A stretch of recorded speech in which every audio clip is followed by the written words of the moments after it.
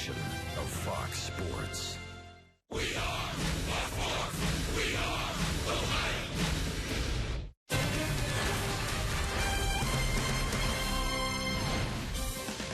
Another sun-splashed afternoon in the Grand Canyon State. We welcome you to Arizona on this Good Friday. We celebrate all over the world, and today we're at Goodyear Ballpark in Goodyear, Arizona.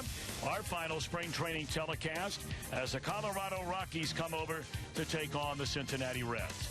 Hi again, everybody. Alongside Chris Welsh and Jim Day, I'm Tom Brenneman. Great to have you with us from Goodyear, Arizona. And today we get a look at a young fella, a rookie last year after defecting from Cuba, Raisel Iglesias, who went through a stretch about 2 months here last year, Chris. He was as good as anybody in the National League. Oh, you're right, Tom. He came into spring training, got a late start. They wanted to strengthen his arm a little bit. That may be really an advantage for him because it'll keep him strong right through the end of the year.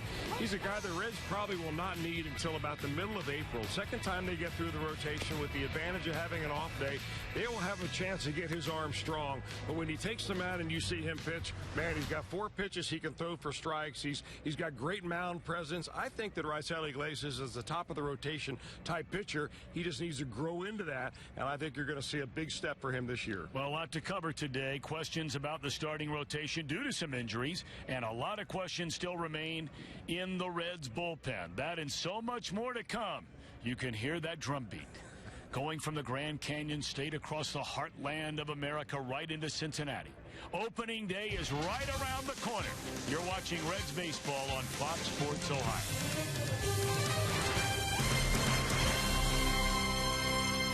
How fast is it?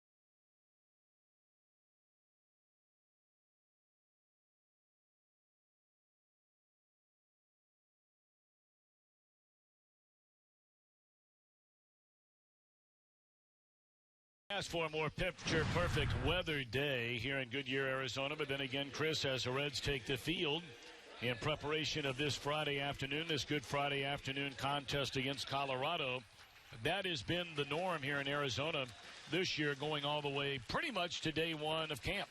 Yeah, you're right, Tom. The weather is the one constant thing out here. This year for the Reds, the unexpected, it comes on the field because you're really not sure who you're going to see from day to day, especially when it comes to the bullpen and especially when it comes to some of the information or the pitching you're going to get at a starting rotation.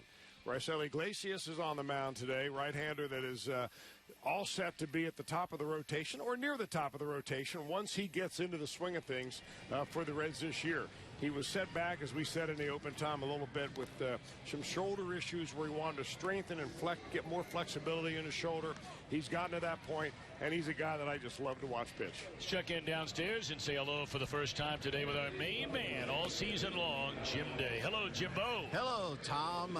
In our previous broadcast, Billy Hamilton has been serving as the designated hitter as the Reds were easing him back into the field after offseason surgery on that throwing shoulder. But now it's go time.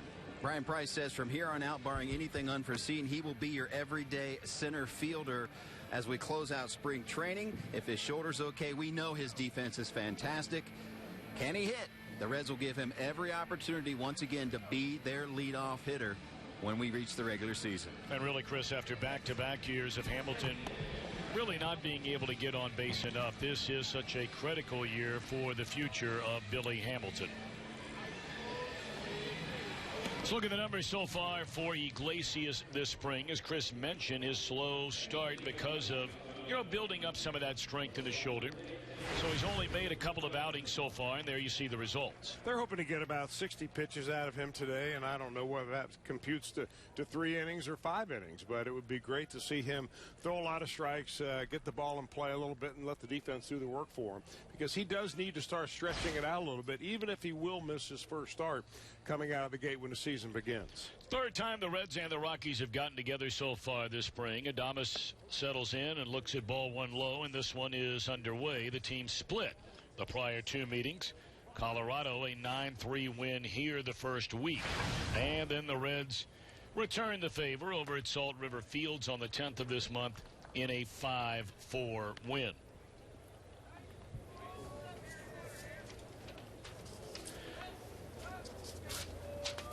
Walt Weiss beginning his 4th year as manager of the Colorado Rockies. They have been 60 games under 500 in his first 3 years combined.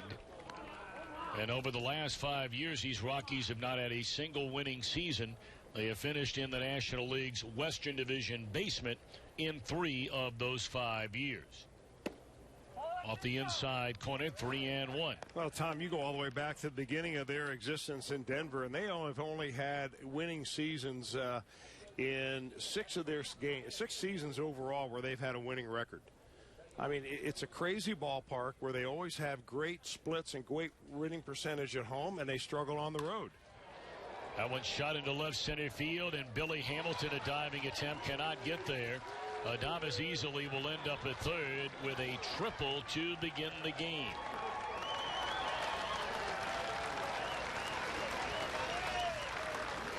Well, you know what they say about trying to hide a guy in the outfield or in the infield? The ball will find you every time. And here Billy Hamilton is in his first start of the spring in center field. And the first batter hits one right at him, not at him, but in the gap. And he's kind of indecisive right there, whether he's going to dive. He takes a little bit of a funny route on that ball. Ball bounces in front of him, gets by, and it gives up a leadoff triple. Good news is he's up and does not look like he hurt himself. Mm-hmm.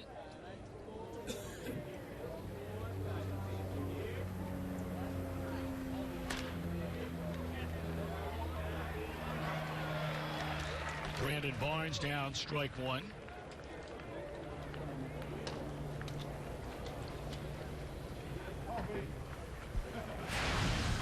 Reds had their first and only off day of the entire spring 2 days ago, and guys like Votto and Bruce were given an additional day off.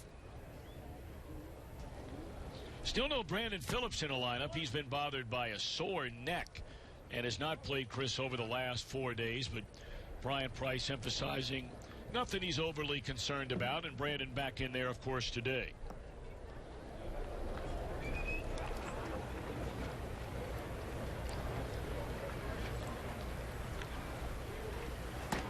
Breaking ball never broke. 2 balls and a strike. Hard to get that breaking ball to work. I was talking before the ball game with Mark Riggins, a pitching coach, and, we talked a little bit about Anthony DeSclafani's outing yesterday in which he gave up 4 home runs. It was feast or famine for him. He pitched some great innings, and then he pitched some terrible innings. But it's a very difficult air out here to get your curveball working. Popped up into foul ground.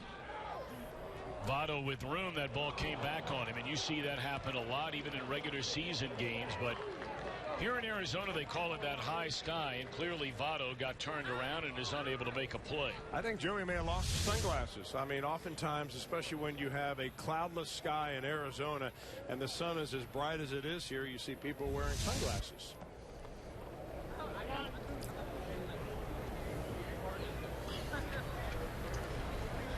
It's reminiscent of our old buddy Harry Carey used to say all the time on pop-ups it would be misplayed by someone who was from, say, the Dominican Republic, and he would say, how would that happen? He's grown up his whole life in the sunshine. Well, Votto grew up in Canada. Yeah. So maybe you can understand that.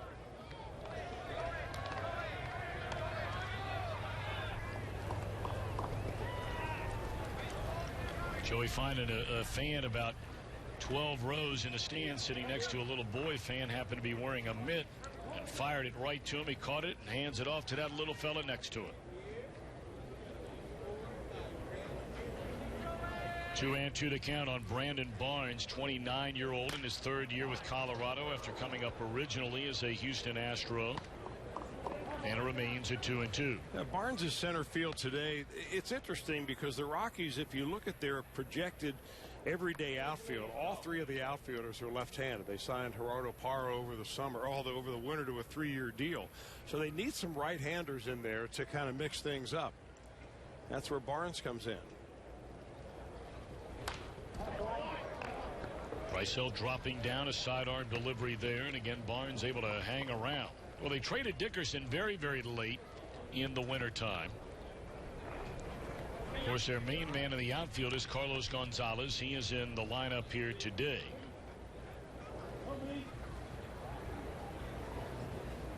Like you and I both agree, Parra has been a nice player for a long, long time. That'll be a good pickup, especially on defense. And there's a much-needed strikeout with a runner at third and nobody out, and it's out number one here in the first inning with Gonzalez coming up. Really good-looking breaking ball right here. He added a little bit of speed to that, drops down, throws it right on the spot low and outside, and that's a strikeout waiting to happen.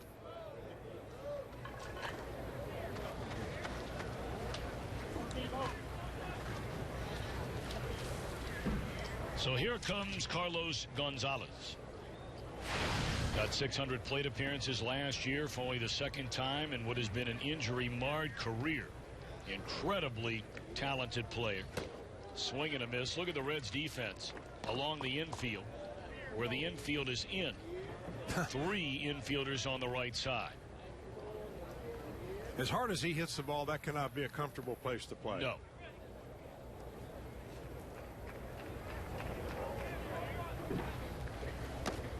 Gonzalez clubbed 40 home runs last year, had 97 runs batted in, but like a lot of these Colorado hitters, virtually every single one of them, the overwhelming majority of the damage is done when they play at home. Well, that 40 home run mark was a career high for him.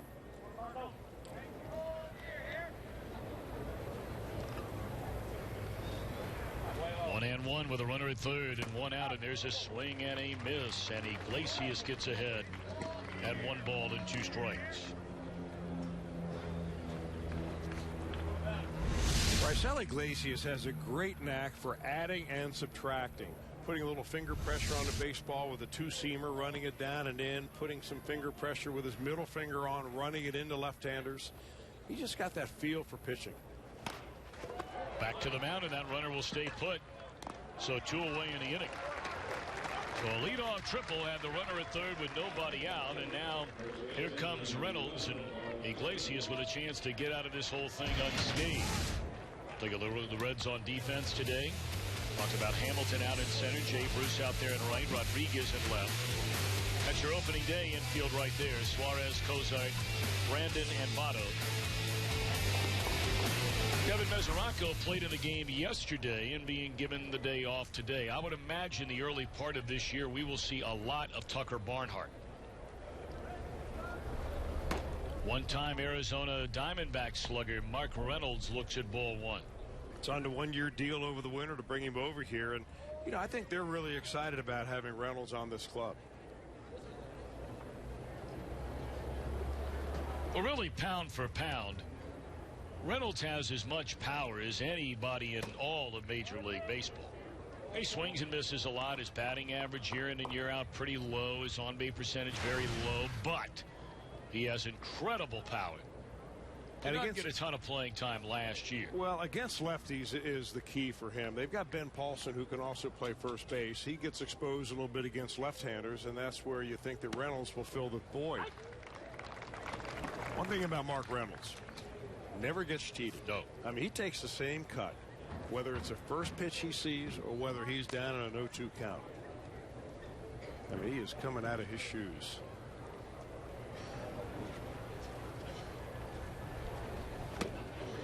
Well, he's the kind of player, and we know this to be true, Chris, that if you find a way to get this guy, say, 350, 400 plate appearances and a lot of playing time in Colorado, he could hit you 30, 35 home runs. Where the breaking ball doesn't break quite so much, it kind of rolls up there.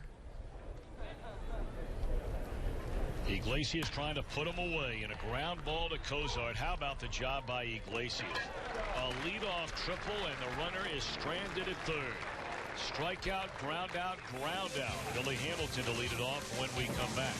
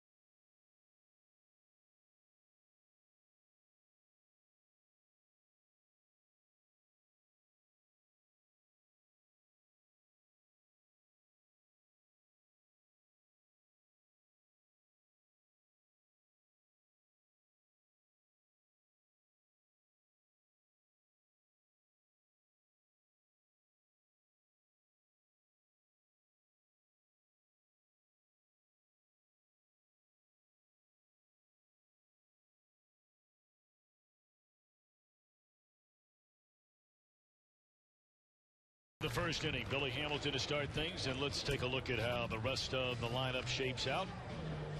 Under manager Brian Price, Zach Cozart will follow, then Joey Votto will bat third at first. Brandon Phillips in the cleanup spot. The Eugenio Suarez bats fifth with Jay Bruce in right hitting sixth. Yorman Rodriguez, still a big decision to make about him. He's out of options. He's in left. Tucker Barnhart catching. Rysel. Iglesias on the mound. Jorge De La Rosa, now 35 years old. A native of Monterrey, Mexico, and he has been the guy since coming over from Kansas City all the way back in 2007. Well, he's really capable of some great games, some great streaks. Last year, De La Rosa did not play much early in the year, and he shut his season down about mid-September, but he was pretty good. Last year of a contract, I think, for De La Rosa. Billy trying to start off the game with a bunt, fouls it off. What he's been able to do is really figure out what it takes to pitch at Coors Field. And finally, his splits begin to look a little better at home than compared to being on the road. Not overpowering. He comes up with a fastball, splitter, a couple of other different types of pitches. But the key really for Coors Field success is to throw a lot of strikes. And he's always been a strike thrower. Here's the modern day version of one of the not original Rockies, but certainly early Rockies, as that one is blasted down into the corner. This will be extra bases for Billy Hamilton to begin the game, and that is a double. You know, we were talking to Billy Hatcher before the game, and he worked with Billy Hamilton in Cincinnati all winter long. He's excited about what Hamilton is going to do this year. Well, working Working with Billy Hatcher all winter, really the thing for Billy Hamilton, I talked with Billy Hamilton at length about this, is just to keep it simple. He said last year he had so many different mixed messages about trying to hit the ball the other way, taking everything that was pitched to him as a left-handed hitter, hitting it the right or hitting it the left field. He likes hitting right-handed. I mean, that's his natural way, and he's very aggressive when he gets up there right-handed against a left-handed starter. Zach Cozart looks at ball one up and away. We're starting to talk about De La Rosa, and you know, really the modern-day Rockies version of Pedro Estacio. Hung around a long time, figured out, as you said, Chris, how to pitch in Denver. You know every year that you're pretty much your ERA is going to be higher than most of the other top guys in the league. This will not advance a runner. One away in the inning.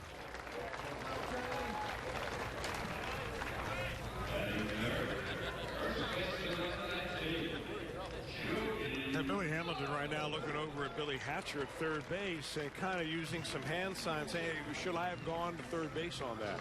I mean, had he committed himself as soon as he saw the ball off the bat, probably would have been able to make it with his speed and the size of the lead that he had. That ball was actually hit a little bit up the middle, and Hamilton decided to stay at home. Well, here comes Joey Votto. What a spring he's had. 11 hits and 31 at bats. 2 home runs, 6 runs batted in. And Votto, of course, has walked 8 times. And there's strike one. And look, it's no great secret. It's been the story for the last number of years, but even more so this coming season. Without Todd Frazier around, the guys hitting behind Votto are really going to be challenged and tested. And in situations like this, not necessarily the first inning, but really you get beyond the third or fourth inning, these times will be few and far between where teams will pitch to Votto with a base open.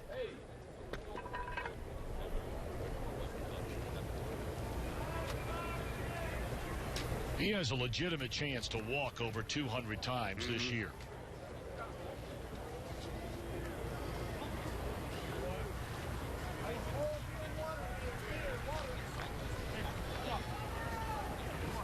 Last year, the last, in fact, 4 seasons, Votto has led the National League in walks, 3 times up over 100, and a franchise record 143 last year.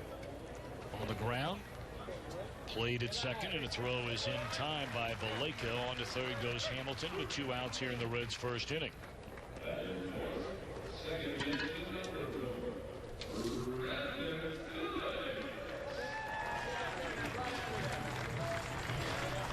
Brandon had a very slow start offensively to the spring, but has come on strong up until this next injury sidelined him over the last 3 days. 11 hits, 33 at bats. He is not homered. He's knocked in 3 runs. Very, very good numbers last year overall for Brandon Phillips. Breaking ball from De La Rosa is too low.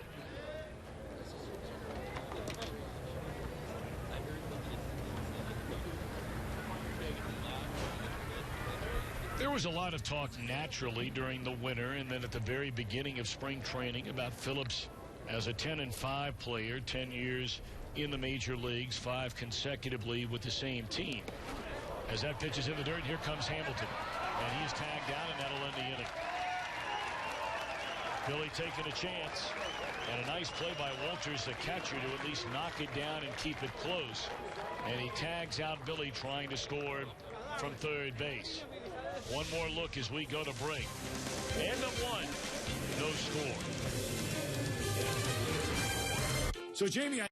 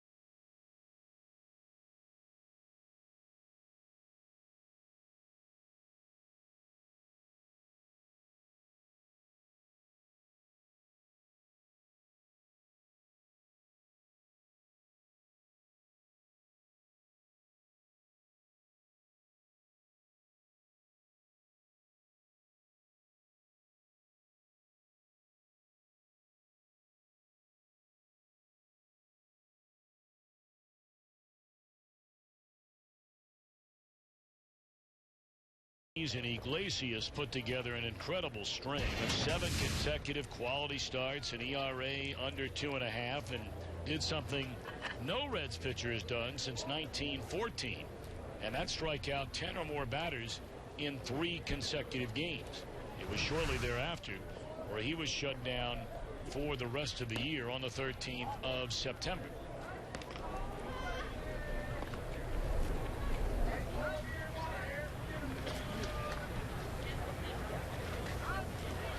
Six-year-old Cuban delivers a breaking ball low and away to Ryan Rayburn, just signed to a minor league contract with the Rockies. No score, top of the 2nd inning. Good crowd today here at Goodyear Ballpark in Goodyear, Arizona. Fastball in there, strike, 2-1.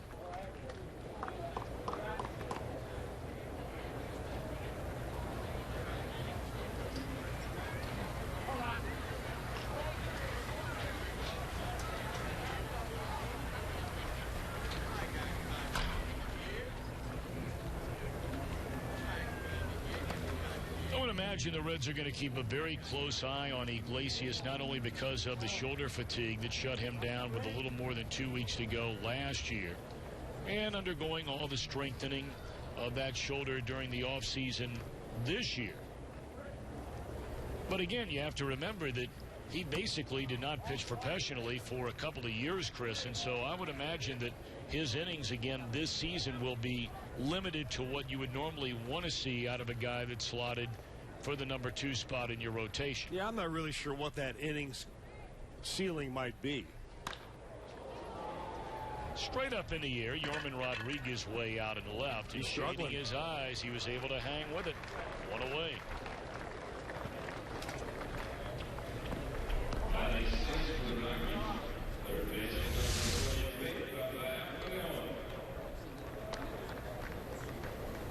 And he does have the sunglasses on.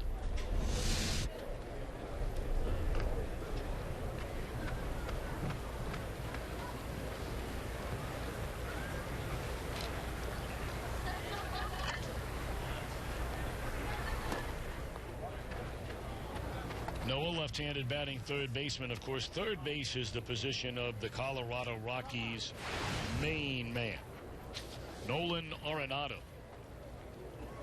What a year he had last season. That went off the glove of Iglesias, and this will be an infield hit.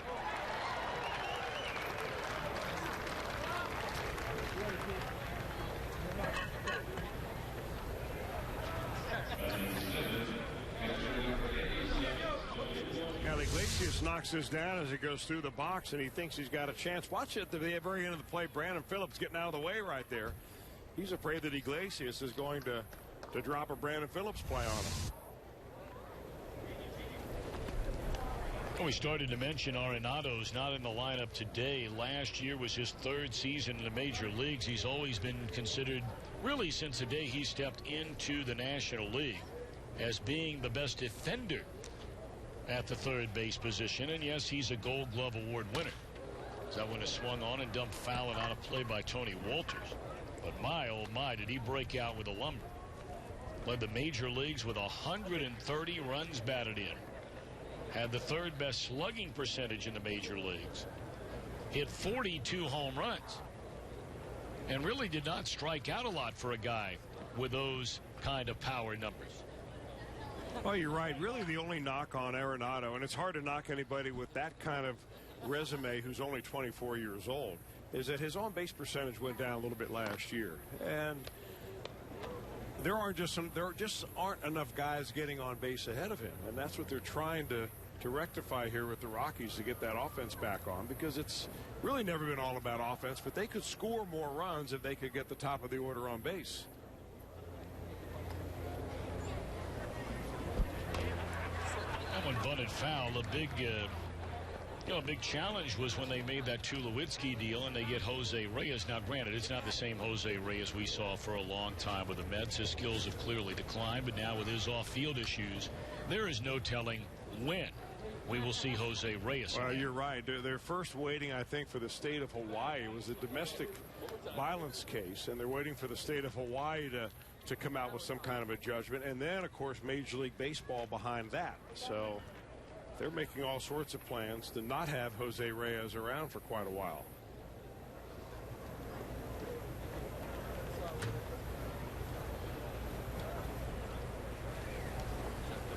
0-2, and Iglesias delivers. That's one slicing away. This is trouble down in the left field corner. Rodriguez will not get there. Plays it barehanded on one hop and fires back into the cutoff man. They're at second and third with one out.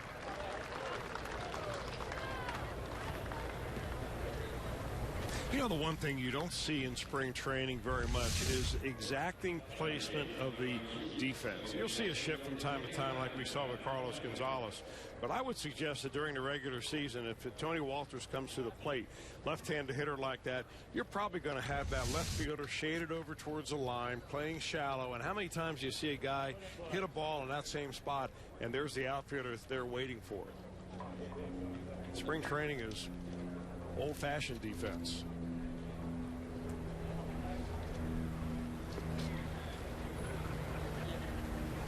Patrick Valleca beginning his fourth year in professional baseball with the Rockies, a 9th-round pick in 2013. He's got to be from Valencia, California, I would bet. You got it. Younger brother of former Red Chris Valleca, young man that played in Double-A last year.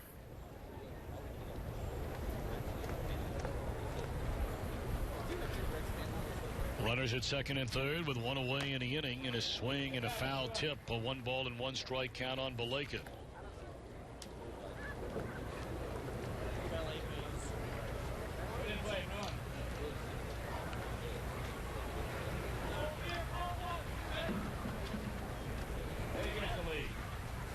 A 1-out single by Noah. He now stands at third after the double by Tony Walters. Iglesias pitched out of a runner at third and nobody out situation in the first, and work to do here. Hit a long way to left center field and long gone for Pat Valleca to make it 3-0 Colorado.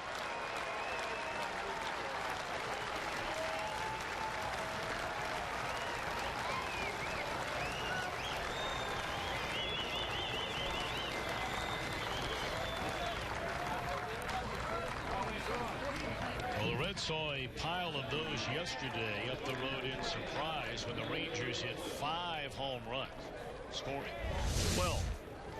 This comes off the bat, looks like it's just going to be a medium deep fly ball, and just keeps going and going. A little bit of breeze blowing out today, but that ball just got up in that little jet stream. It just never came down. Frustrating for a pitcher, I mean, especially after Iglesias works out of that jam he did in the first inning. He came off the mound pumped up. He gives up a base hit off his glove, a little bloop double down the left field line that during the season may very well have been caught, and a long fly ball that goes out of the ballpark. Almost like pitching in Coors Field. Now the pitcher De La Rosa, and a little dribbler up the first base line, handled by Iglesias, 2 away. Chris, I'm curious, you know, based on your experience as a major league pitcher, if you're Anthony DeSclafani, we talked about the game yesterday when Texas hit 5 home runs. 4 of those were against DeSclafani. You have one more start in preparation of what will more than likely be, although not announced yet by Brian Price, an opening day start for DeSclafani. Do you get much, you know, bothered or worked up by what happened yesterday? Well, nobody likes to be embarrassed, and giving up 4 home runs can do that to you. But, you know, at the same time, I think that, you know, he gets reassurance from Mark Riggins and from Brian Price that, you know, we wanted you to work on stuff. You're working on stuff. And, you know, what he didn't do yesterday, for instance, was throw a lot of his curveballs. When he goes out for real, he's going to mix in his entire arsenal out there with the sole intent of trying to get guys out. I think you're still working on stuff to this point in the spring. But still in all, you know, when guys are taking you deep, if you're giving up 4 home runs in 5 innings or so, you're making some mistakes. Because some of those were well struck.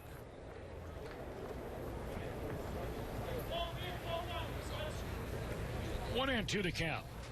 And it's too low. Adames, his first time up, tripled into the left center field gap and was stranded at third when the inning came to an end. 3-0 Colorado. We are in the second inning here in Goodyear. You know, the other thing to consider, we've talked about the runs that they score in Arizona compared to spring training in Florida. Just compare the scores one day between the Grapefruit League and the Cactus League.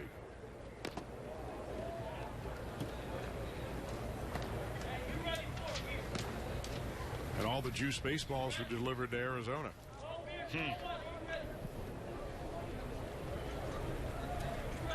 Well, the Diamondbacks are hoping they won't stay out here because they put together a pretty good pitching staff.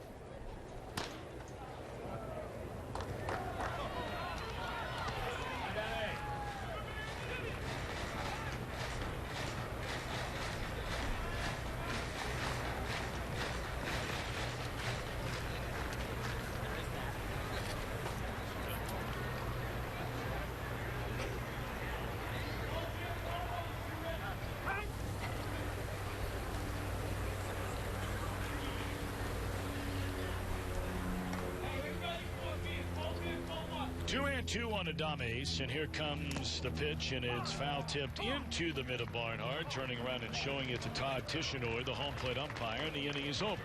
When we come back, Jim Day caught up with Alfredo Simon.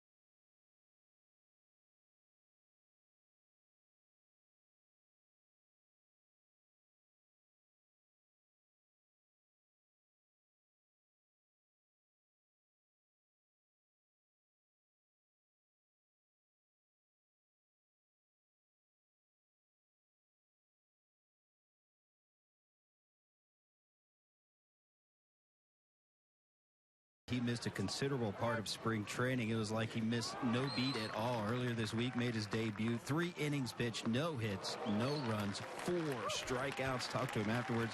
Says he feels really good.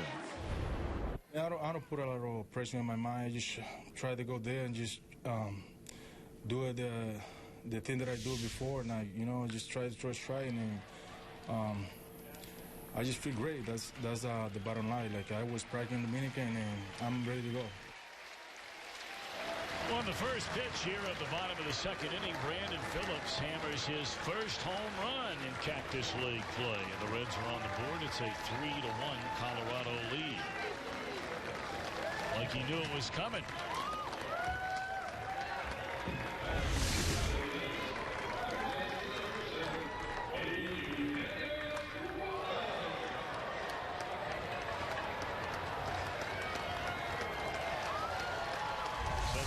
By Brandon, 3-1 game, and now Suarez, and we get back to Alfredo Simon. Well, the Reds making news early, very early in the week, that the 34-year-old who spent 3 years with the Reds, 2012-13 as a reliever, and then 14 as a starter when he wound up in the All-Star game, spent last season in the deal for the man who bats now, Suarez, in Detroit. Last year with the Tigers, won 13, lost 12, but an ERA at 5. He is back once again as a Red and looked very sharp in 3 perfect innings after just signing on board.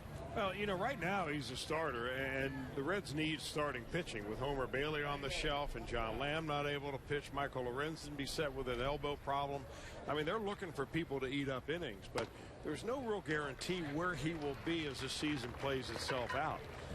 When he really came on with the Reds originally after being picked up off of the waiver wire right before opening day from the Baltimore Orioles, they put him in the bullpen, and he had a great run in the bullpen. He's a rubber-armed, hard-throwing right-hander that can pitch nearly every day. So if the Reds eventually need him in the bullpen after the Reds begin to get guys healthy again, then you just may see him shifting over. I think it's a solid sign. Home run by Phillips, a walk to Suarez, and now strike one on Jay Bruce. And that said, Tom, I don't think that will be the last acquisition the Reds make before they leave Goodyear, Arizona. This is the time of year that teams are beginning to cut players, putting guys on waivers, and the Reds are right now circling the waiver wire. I'm sure looking for anybody who they think is going to be an upgrade. That is a double play ball off the bat of Jay Bruce. And there are two out here in the inning.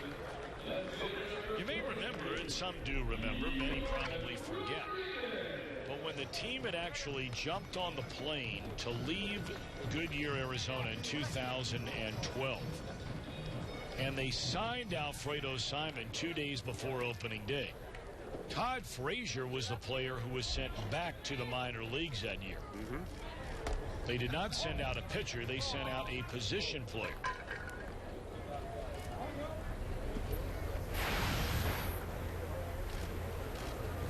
Well, the Reds have to make a decision on this young man, Yorman Rodriguez.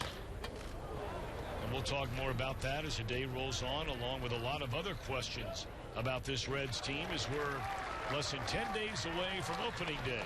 Brandon, a home run. Reds trail 3-1.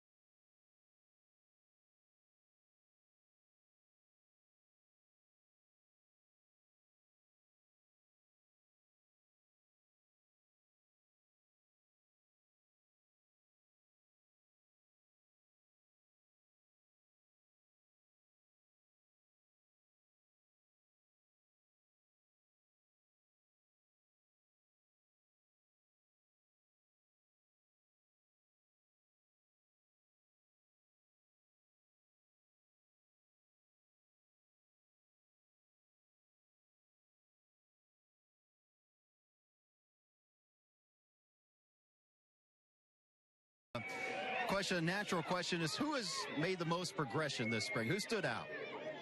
Well, there's been quite a few guys, actually. I'm really pleased with where Jay Bruce is, kind of where he ended the year and some things he was trying to do and how he's carried it over into spring training. Eugenio Suarez has kind of picked up where he left off, and we've got some guys. Tyler Holt's a guy that's made a lot of improvement. Yeah. Adam Duvall, so a lot of guys across the board. You mentioned Suarez, and when the Reds traded for him, everyone expected a defense-first guy and hitting second, and it's been kind of the opposite. What makes him so good in your eyes? You know, he's stronger than you'd think, and when he has a line drive approach, the ball really comes off his bat well. And I know from talking to some people when we played Detroit last year, they hated to lose him. They thought his bat was going to come. Joey Votto is at times his own hitting coach. I think people would be interested in what exactly do you work on with Joey? Well, he's very strong with the process. He knows exactly what he's after, and he doesn't deter from that. And if he gets a result that everybody else thinks is good but isn't what he wants, he knows to sustain success, it's got to be a certain way, and he's willing to focus on the process to achieve that. Appreciate your time. Good luck this year. My pleasure. Thank you. That is hitting coach Don Long, gentlemen. All right, Don Long and Jim Day, thank you very much. We open up the third inning. Pedro Villarreal on the mound, and the first batter he faces, Brandon Barnes, fouls out to the catcher. Now, Villarreal is probably the next I beg your pitcher. pardon. Iglesias has run his pitch count up in the first couple innings to 50. They want to get him out of there, Tom, around 60. So he'll probably be able to get through the whole inning, hopefully. But he's been taxed, I think, more than they anticipated. That's why they've got Pedro in the bullpen now. I heard the name announced over the PA system here and was paying so much attention to Don Long and Jim Day that I just assumed he was in the game. So my bad. Iglesias trying to get through 3. And there's a foul ball out of play. Strike 1 to Carlos Gonzalez. You know, when we do go to the bullpen, though, Chris, is where we'd really like to dive in and bring people up to speed on kind of where the Reds bullpen is so far here in spring training. There have been a lot of guys that have pitched well. There also have been a lot of guys that I think the Reds were counting on that have not pitched well. And so you only have so many spots down there. And when you start looking at some of the names, that one caught off the end of the bat into right field off the bat of Gonzalez, and that's a second out of the inning.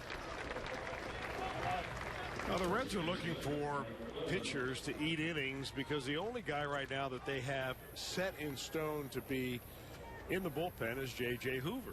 Everybody else, and they've got about 11 candidates that they've whittled it down to now, of which you're going to need 6 to make the ball club. Pedro Villarreal in the bullpen, non-roster right now. He's one of those guys. In fact, Hoover did pitch today in a minor league game against the Milwaukee Brewers AAA ball club, and I'm not sure if he was scheduled to go more, but he only pitched a third of an inning, gave up 3 runs, 2 walks, a home run. Not a good outing for J.J. I think this has got to be a problem that just turns the stomach of Brian Price. I mean, there's just got to be a pit in there that every time he thinks about the bullpen, because when I go into his office to talk to him, that's what he talks about. How's it going, Brian? Well, we're trying to figure out how this bullpen is going to play out. And I really believe what you see now is not what you're going to see when the Reds break camp down here. Made mention of the Reds very aggressively looking at the waiver wire right now. I think there are going to be some acquisitions there. I also think that once you get into the season and some of these young players that have already been sent out to the minor leagues, you're going to see them back again. You know, if there are 2 other pitchers down there that at least have pitched their way on to as close to being a lock without being a lock, they would be Tony Cingrani and Villarreal. They have both had outstanding springs. Cingrani Villarreal, I mean, you could flip a coin as to who has been the best Reds pitcher, period, so far in spring training. And those 2 guys would be the first 2 names that come to mind. Iglesias finishes with a strong third. Retires his side in order on the foul out by Reynolds. So 3 innings for Rysel. Reds are down 3-1. How fast is it?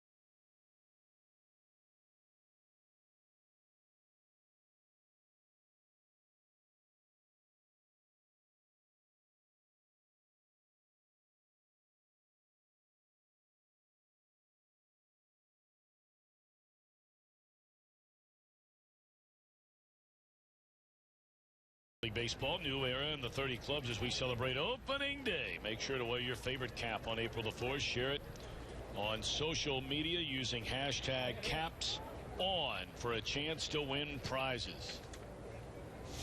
Opening day, as always, in Cincinnati, the greatest opening day there is in baseball. Very few would ever argue that. Even players that come in as visiting players are always amazed at all the pageantry in and around opening day for baseball's oldest franchise.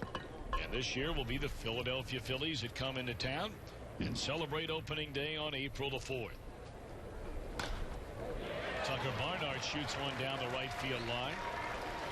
Over to cut it off in the corner is Gonzalez. He has a very good arm, and it skips by the shortstop. That'll be a double for Tucker Barnhart, with the Reds trailing here in the third, 3-1. Well, Tucker took a big hack on the first pitch like he was going to pull the ball. Then this one, he just shoots down the line. A little breaking ball, a hard slider that is down. And I'm sure that'll make Don Long smile a little bit.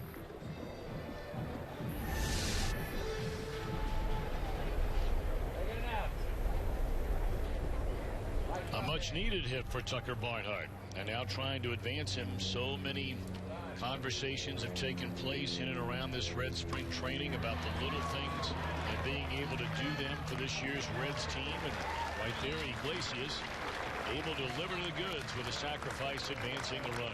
I was out the other day, Tom, back in one of the backfields watching the pitcher's bunt off of Mario Soto, and by far, Raisel Iglesias looked the most comfortable in the batter's box and being able to get the bunts down. A lot of guys are, falling into bad mechanical habits, but Iglesias looks like he's been a position player his entire life, the way he goes about it. Billy Hamilton had a double down the left field line in the first inning. Tried to score from third on a pitch in the dirt, was tagged out by the catcher, Walters. And he started to on a breaking ball, checks his swing. They appealed, and the catcher didn't appeal, so now they appealed, and no, he did not go around.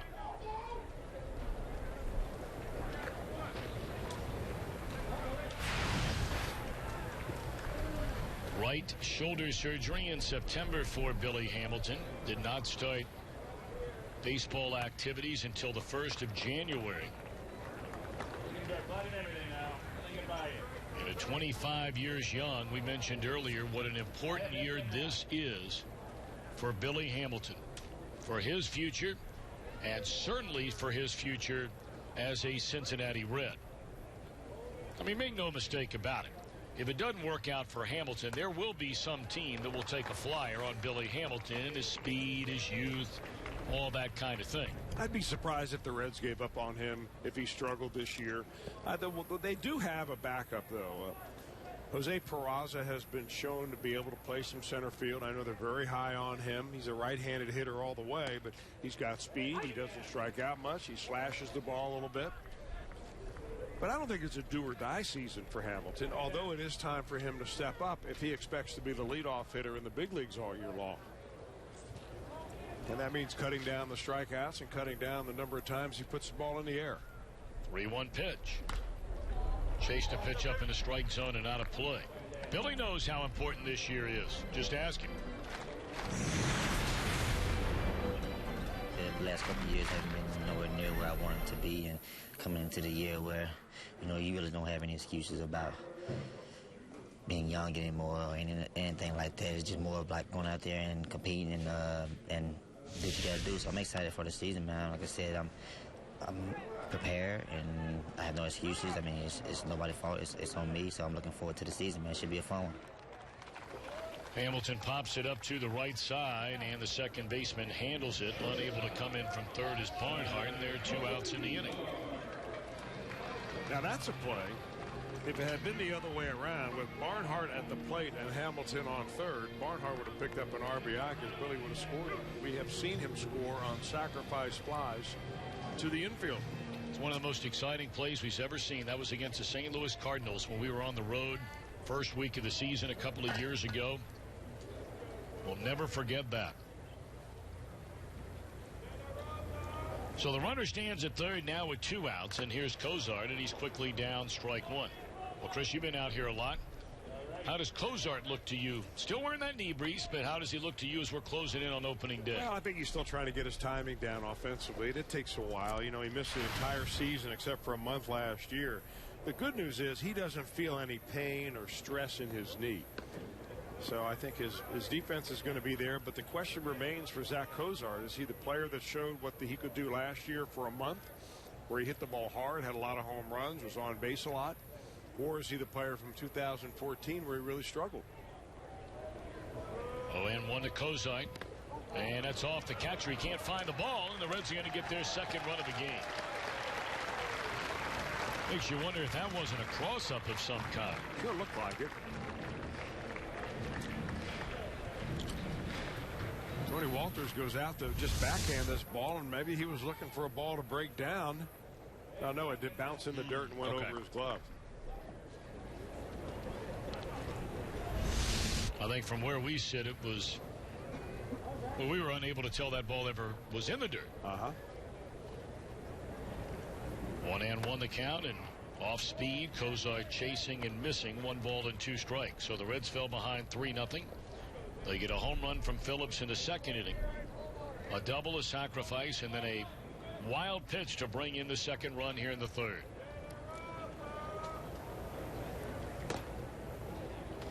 Two and two.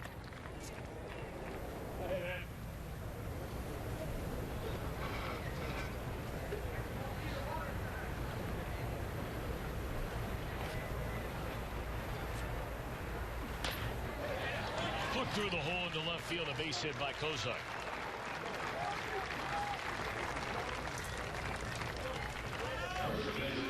That'll give Joey Votto a chance to bat for the second time. Votto bounced out to the second baseman his first trip. Good bit of hitting right there by Zach. He kind of waited on that slow curveball and didn't get his weight out too much in front of him, and was able to put good wood on it.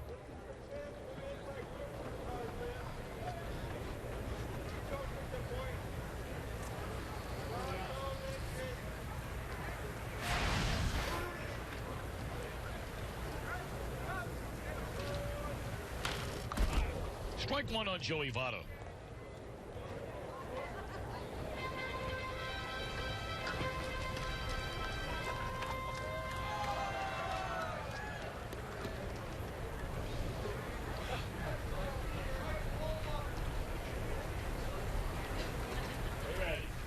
Votto 29 home runs. For the third time in his career, he had posted an OPS of over 1,000.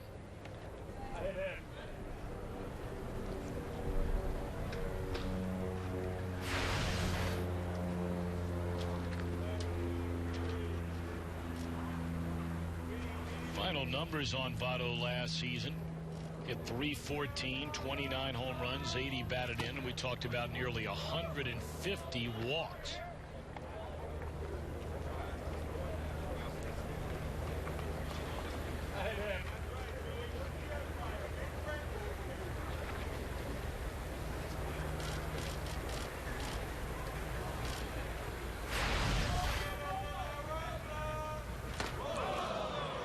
The other thing Votto quietly did last year that I think surprised a lot of people, especially coming off a couple of years where he had the injured knee. Remember, it was 2 years ago where he missed 100 games.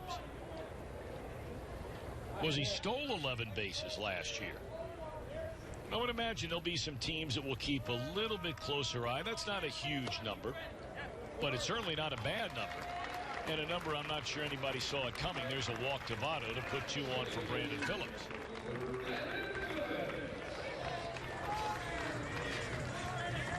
Brandon homered his first time up to deep left field, and that was his first home run in Cactus League play.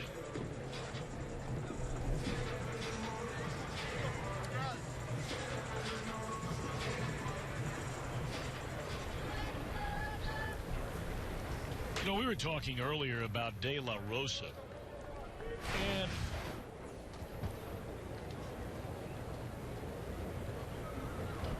when you pitch for a team that has been so bad as the Rockies have been really for so long, and really over the long haul, as Chris brought up earlier, when you look at a guy that has the career numbers as far as just winning and losing games, De La Rosa has just been extraordinary for this Colorado Rockies franchise. To think that, you know, he is nearly 20 games over 500 in his major league career on a brutal team gives you an idea about what kind of competitor he really is.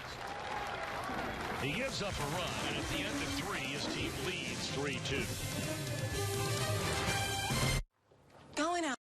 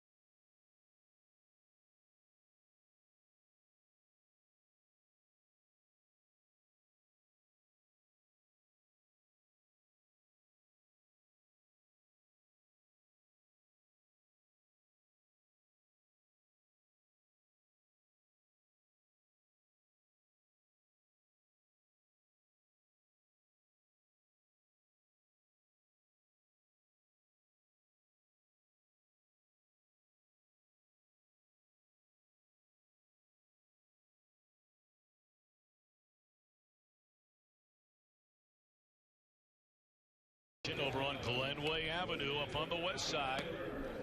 Be there for lunch and win great prizes and talk Reds baseball with us this Wednesday at high noon over on Glenway Avenue. Of course, the saddest day of this entire winter for Reds fans and in Reds country.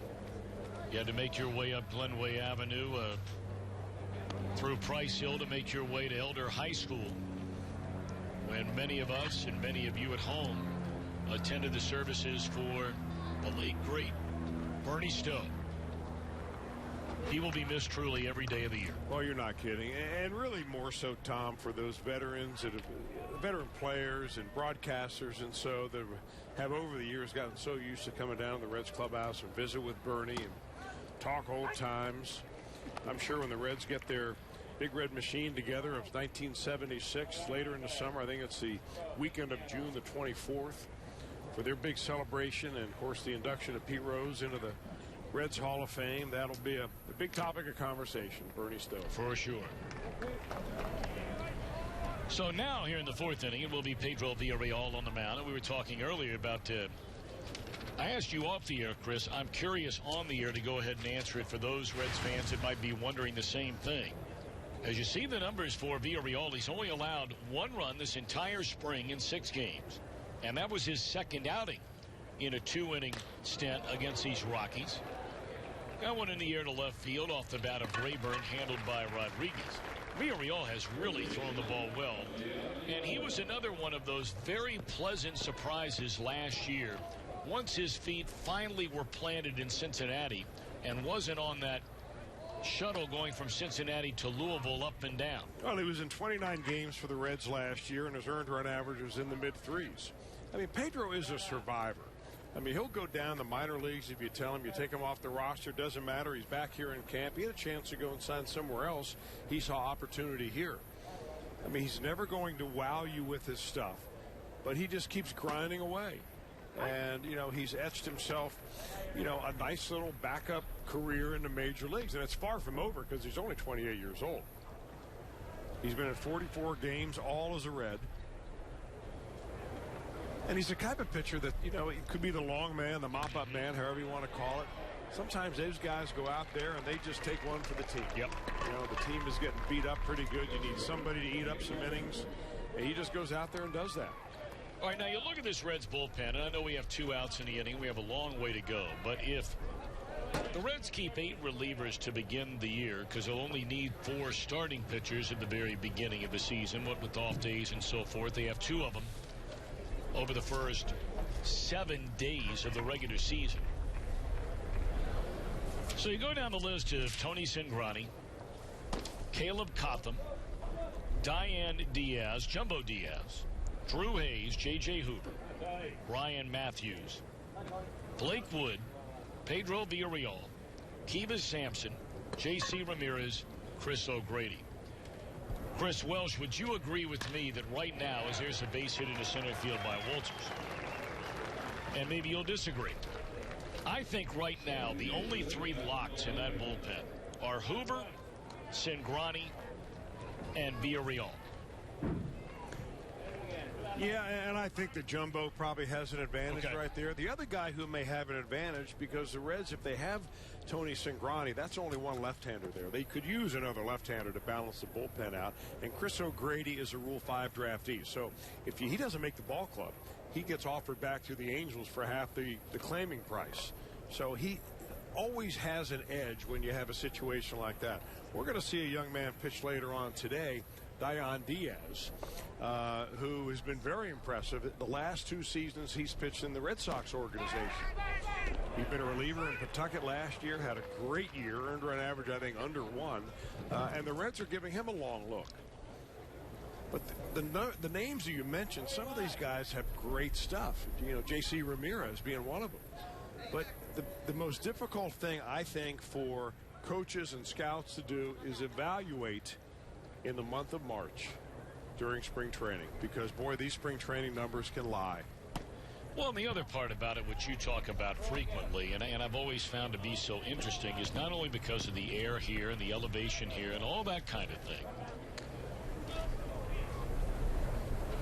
but the ball not breaking as well. You know, for guys that are really counting on that secondary pitch off of their fastball, slider, split, curveball, whatever it might be, and you just don't get the same tilt out of that pitch that you would pitching most other places. And I think the other part is, look at this matchup right here. Pedro Villarreal versus Pat Valaika. Pat Valaika played Double-A ball last year.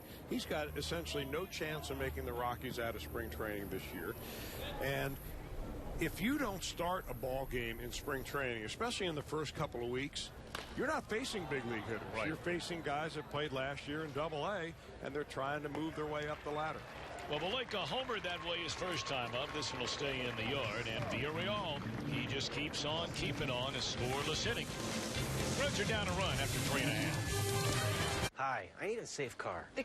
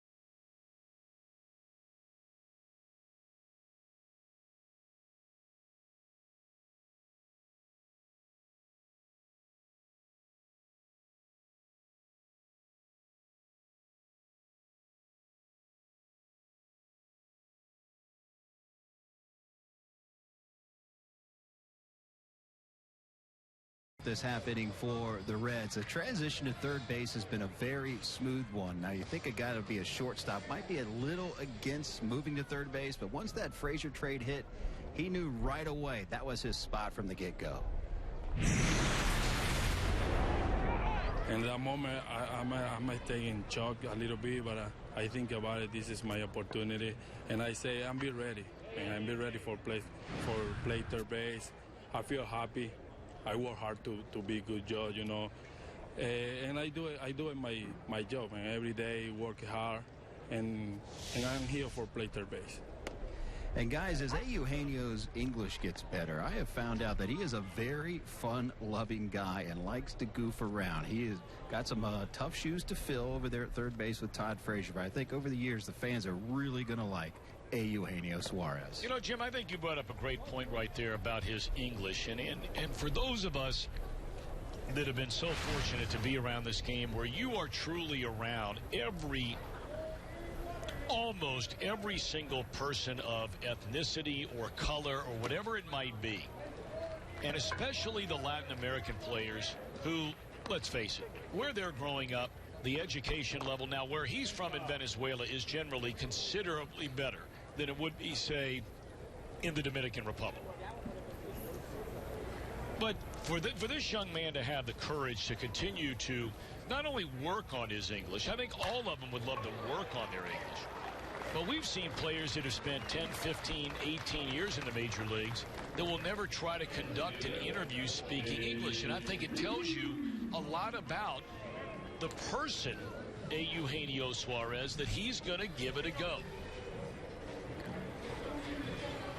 Well, he's only 24 years old. He'll turn 25 in July. So he's still a young man by baseball standards and by every other standard. And guy can hit. I mean, I just love his path through the ball. He had a nice swing on that last base hit that he drives up the middle.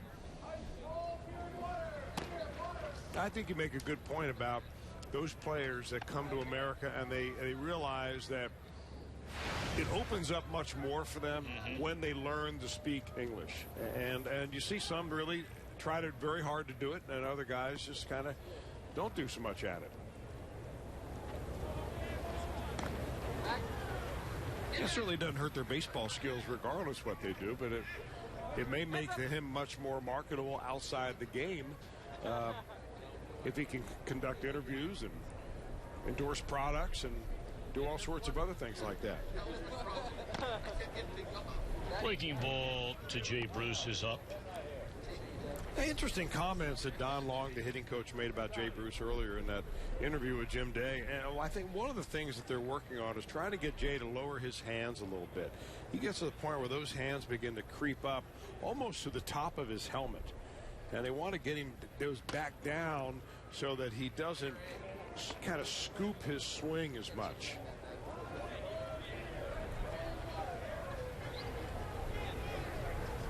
The problem is when you've had as many at-bats as Jay Bruce has had in his life, it's very difficult to undo some of the habits that you acquire. One hopper, there's one, and the return throw is not in time. Bruce bounced into a double play his first time up. Unable to leg out the back end of the throw here.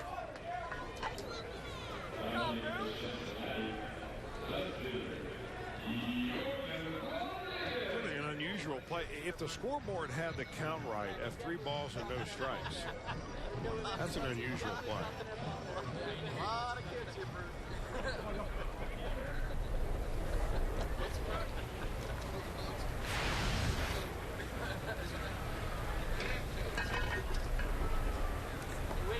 Last time we talked about Chris O'Grady, a prospective member of the Reds bullpen that has a Rule 5 draftee. That gives you an inside track when you're a Rule 5 guy. The other thing that gives you an inside track is if you're out of options, and that is the case of Yorman Rodriguez. The Reds are really giving him a lot of playing time to try to figure out whether he's big league ready or not. They brought in a number of outfielders.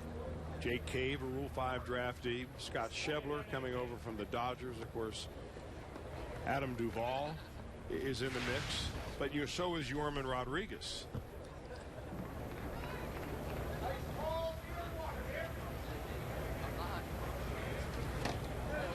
Swing and a miss, and that is strike 3 to Rodriguez, 2 away in the inning. I don't think there's any easy answer here. I mean, the first thing that, your natural reaction is to say, you sign this guy as a 16-year-old, and yet here he is over 6 years later, and he's not ready to play in the major leagues. So you have to ask yourself, do you believe the upside is worth keeping him with the major league club now moving forward? But in reality, if you keep him on the major league club and you're still playing young players ahead of him, where is his window of opportunity to ever get the quote-unquote reps to prove he can play in the big leagues, right? Well, you do that in the minor leagues. Unfortunately for Yorman, he's been injured quite a bit, so he's been beset that way. And, I think some of the things that you see with Yorman is you see tremendous athletic talent. You see him have streaks where he catches on fire and he looks like he can do no wrong. And then you see him also, make rookie mistakes that you wouldn't expect out of a player that's been playing pro ball for so long. Throwing to the wrong base, not being in the right spot at the right time. And, all of those things kind of combine to give you a profile. And this is where, Walt Jocketty and his advisors and Brian Price and Dick Williams have to get together and figure out whether he's a guy that, they need to either believe in or not believe in, because it's fish or cut bait time for him. Bruce takes off and easily steals second base.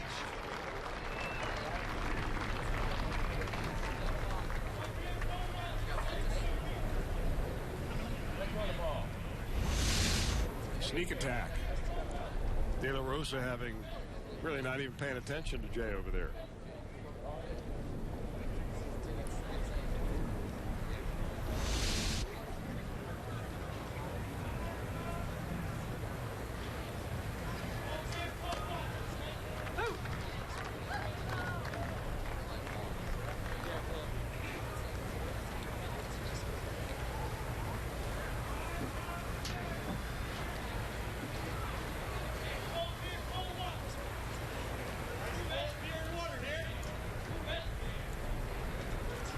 Run out there at second base, and the tying run will score on a base hit by Tucker Barnhart. That ball gets under the glove of Gonzalez, and Tucker with an RBI double ties up this game at 3. So after not having a hit over his last 11 games, Barnhart a perfect 2 for 2 with 2 base hits. Both hits opposite field, both pitches that came on, or both hits came on breaking balls. And a stolen base enables Jay Bruce to come around and score a run. So a 3-0 Colorado lead has been wiped away. Got a 3-run home run in the second inning by Valleca off starter Raisel Iglesias. Reds have scored single runs in each of the last 3 innings. And now Villarreal will bat, strike 1. Ice cold beer and water here. Ice cold beer, ice cold water.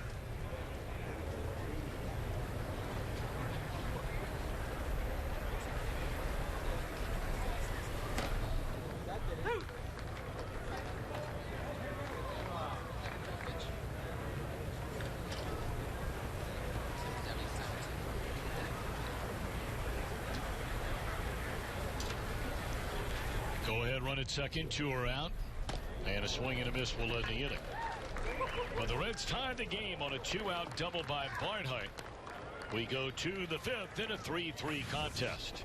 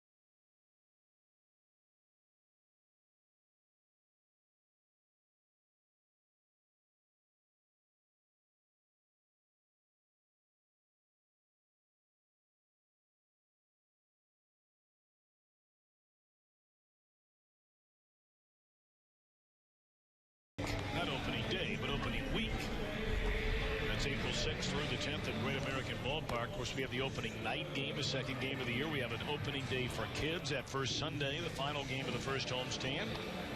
I mean, lots of giveaways. A team calendar, a Reds blanket, the magnetic schedule, and more.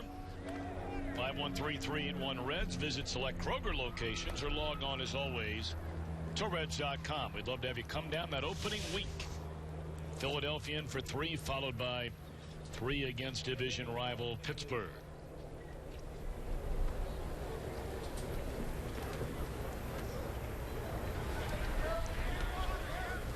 Trying to limit the sunshine for that little one out there. That's a good-looking hat. Chris, you need one of those. I have one. Same color, or did you mix it up? I've got one that's pink and white. Very nice. Strike called on the outside corner. I think that kid. You wear that in Sarasota a lot down there? I do. I think the kid I got it from is still crying because I took it away from him. That's the way it goes. Well, you're all heart.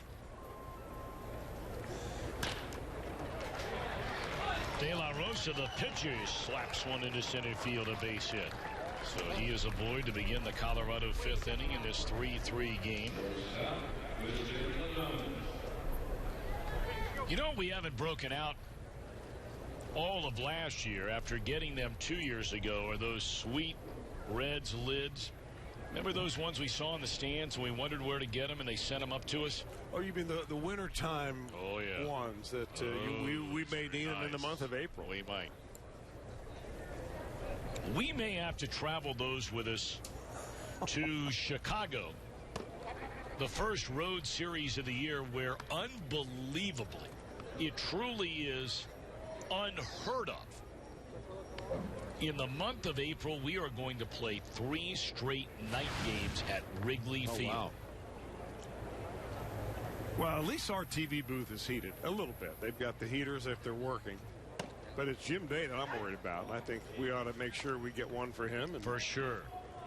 Jim, you remember those hats we're talking about? Indeed, I do. Make sure you get an extra large for me. You don't have one of those? I do not, no. But I will be bundled up.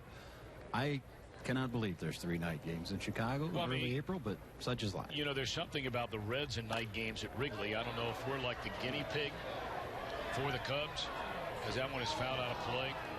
Well, there's a nice move by that guy down there.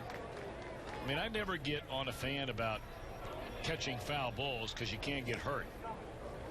But a guy standing down there right behind an elderly couple stuck his hat out to try and catch the ball. And when he whipped on it, it hit an older woman right in front of him, right in the back of the head. Well, she's all right. She's all right, and she got the baseball. The young man that retrieved it came back and gave it to her, and all is good. But anyway, there's something about the Reds and night games at Wrigley Field, because you may remember going back to the end of 2014, the Reds played, their last 6 games in Chicago that year at nighttime. And I think they played 7 of their 9 last year at nighttime against Chicago. And now here we are, 3 in a row to begin this year. Well, there's been a lot of talk about the Cubbies. There are people that are already tired of all the conversation surrounding the Cubs. That one hit a mile by Adames. And Colorado recaptures the lead. Did he hit that out of the stadium? I hit it right onto the roof. That is a long way.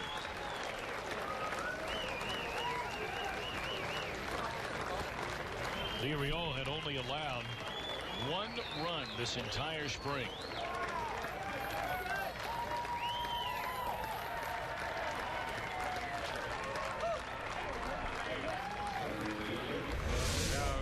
Right in the wheelhouse. A little breaking ball that didn't break.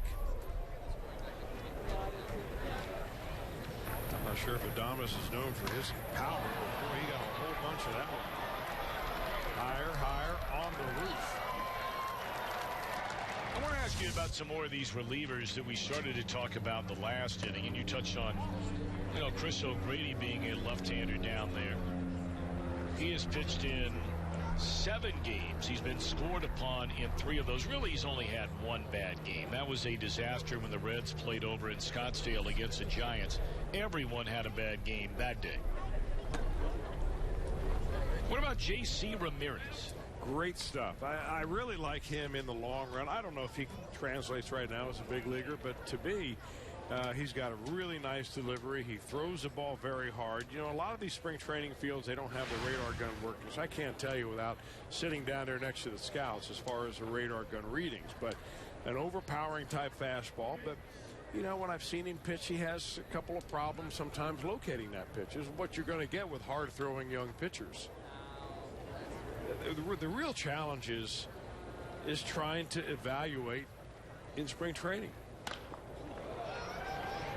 Down the left field line, and room out there for Rodriguez, and that's out number 1. All right, I'm going to ask you about a couple of others here.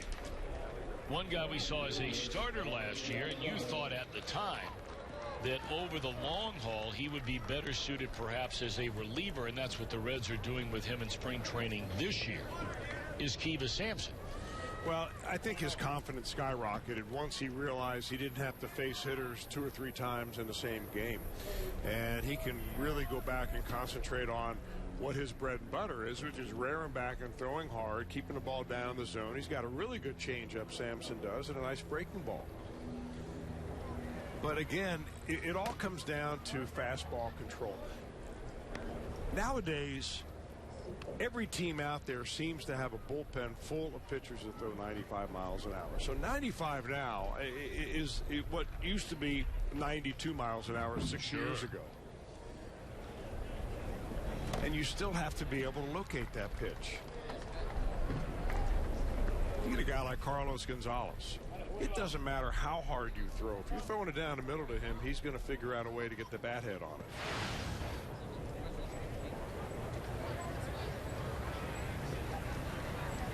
1-1 to Carlos Gonzalez, and it's pulled right into the heart of the shift. That is Cozart, the shortstop, for the second out.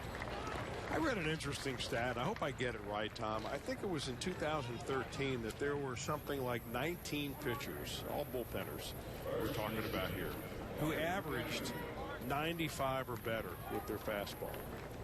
And last year that number went to, I think, 45 or 46 who averaged 95 or better.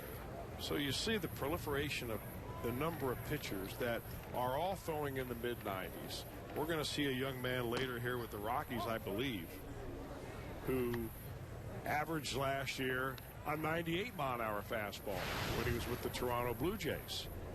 So it's a game of not only stuff anymore, but you've got to be able to still throw that stuff where you want to, because hitters are getting used to seeing pitches that are faster. You know, with all the talk about the frequency of injuries to pitchers and arm injuries with pitchers, I mean, there are a lot of factors, and I know that this is something, Chris, you've been around a long, long time and working with young pitchers, whether they be high school or college or young professional pitchers. But when you hear those numbers of just miles per hour, doesn't there have to be greater strain on an arm when you're throwing 95 as opposed to 89? Or does there? I mean, you would sure think so. I mean, when I hear about innings limits and, you know, pitch counts and things like this, all you've got to do is go back. And I know I don't want to be an old man just shouting at the clouds here. But it just seems like if you go back to the 50s and the 60s, where pitchers were throwing 300 innings a year regularly, and there was no Tommy John surgery, and there wasn't anywhere near the advanced medical procedures that they have now available, and they didn't seem to injure themselves. But now you see a guy go out there and he throws 100 innings, and you want to shut him down because he only pitched 70 innings the year before. I'm not so sure that it is about innings. I'm not so sure that it is. I think it's about what you said, the strain on the arm, because pitchers are stronger, they're working out more, they're getting all their strength in the weight room, and they're not pitching enough. And I think a lot of it has to do with mechanics, too, which is now all of a sudden really under the focus of how a pitcher is mechanically when his foot lands and he starts throwing towards home plate. And sometimes what enables a pitcher to throw hard is also the same thing that accelerates the chance of an injury, especially to the elbow. I know you're a big fan of Mark Riggins, new pitching coach. What is it you like about him? Well, you know, he's been in the big leagues before as pitching coach. He was a pitching coach with the Chicago Cubs a few years ago, and then he's been a long-time member of the minor league staff with the St. Louis Cardinals, where he was a pitching coordinator. He knows a lot of these young pitchers who are coming up, and he keeps it simple. Mark Riggins does, and he's a guy that is not afraid to tell a pitcher exactly how he feels, challenge him a little bit, and I think you have Mark Riggins, but you also still have the influence of Brian Price.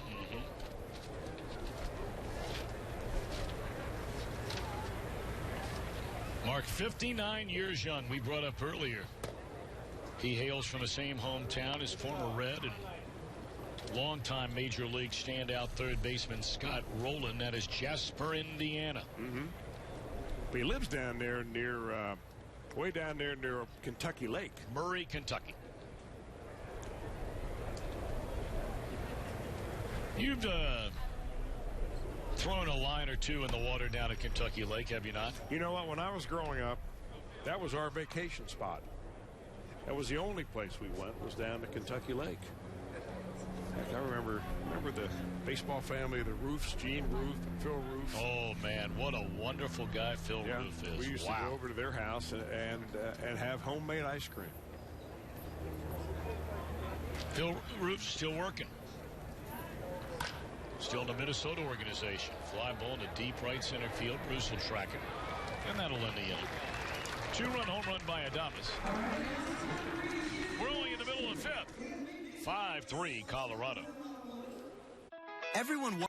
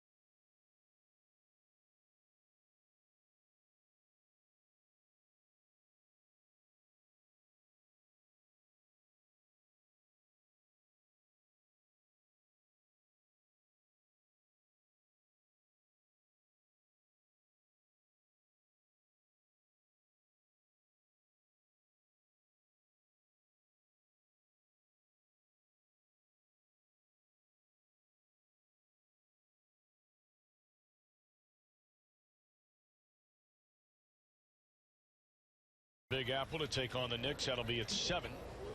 And the Blue Jackets face off with the Nashville Predators at 7:30. Check local listings for the FoxSportsOhio.com website for channel assignments in your area. Jim Day, I know you'll be dialed in to the Columbus Blue Jackets.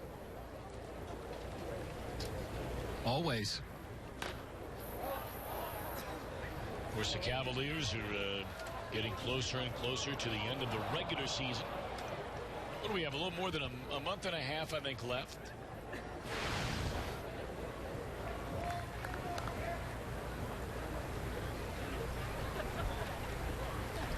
De La Rosa back out there for inning number 5.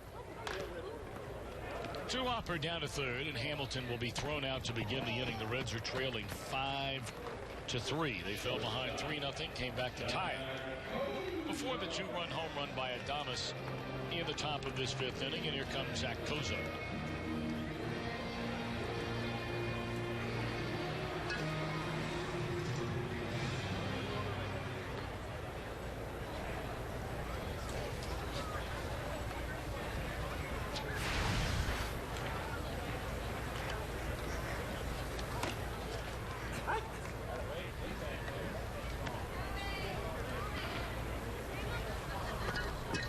It was in Zach Kozar's 500th career game on the 10th of June against Philadelphia when he injured in gross fashion that knee on a play at first base.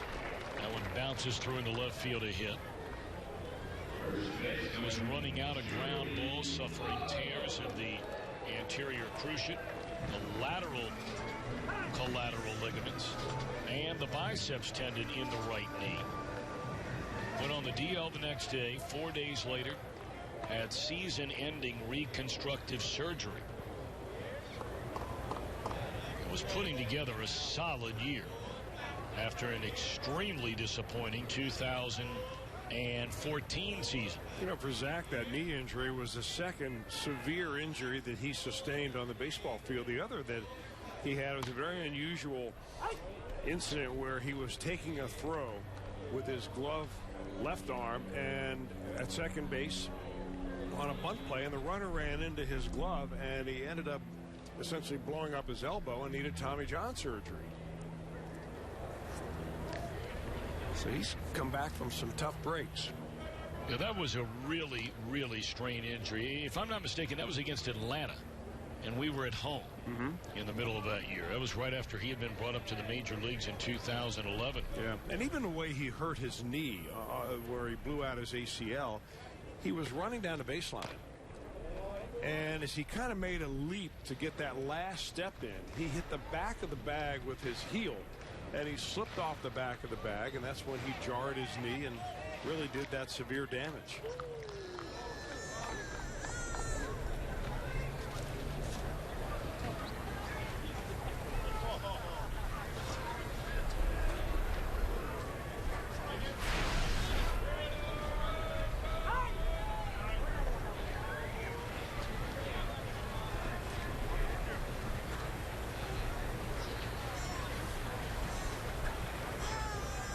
Get a bird's eye view right there from the skipper's perspective. It was moved down to the end of the dugout as Votto lifts one down the left field line and playable for the first out of the inning. Interesting the way De La Rosa went about pitching to Joey Votto right there. He really hasn't tried to trick him with breaking pitches, which is a mistake that a lot of pitchers try to do. I mean, Votto is a guy that if you give him enough time to size up the baseball coming in there, and of course you have more time with a breaking ball, he puts a good part of the bat on it. He choked up a lot right there on an 0-2 pitch, got a fastball, and De La Rosa just challenged him. And even De La Rosa, since he's come back from his Tommy John surgery in 2012, he's much more committed now to the fastball and different types of fastballs than he was earlier. Going more two-seamers, but I think that he feels like in Coors Field, you got to throw strikes, number one. You got to keep the ball down. And if you start messing around with too many breaking pitches there and they start to hang, that's when you're really going to be in trouble.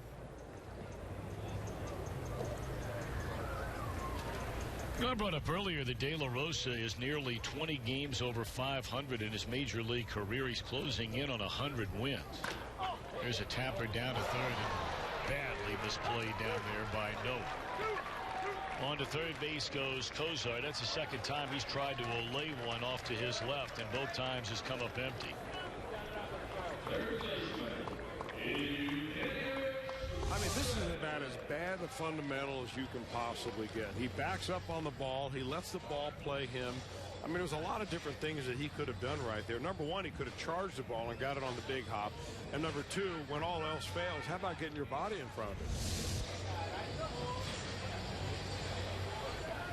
Well, I had to roll out the old Scott Rowland tech talk. What he broke down as far as fielding ground balls at third base, I don't think anybody's ever done it better than Roland. And nobody's ever broken it down and explained it as well as Scott Rowland did. Maybe the Rockies would be interested in purchasing one of those DVDs. Maybe Josh Hall, he could press one out and head right over there to Walt Weiss and see if we could make a deal. Well, I have no doubt our producer of Reds baseball, Mr. Hall, could handle that and would be more than happy to handle that. And then Walt Weiss would probably look at him and say, Arenado is our third baseman.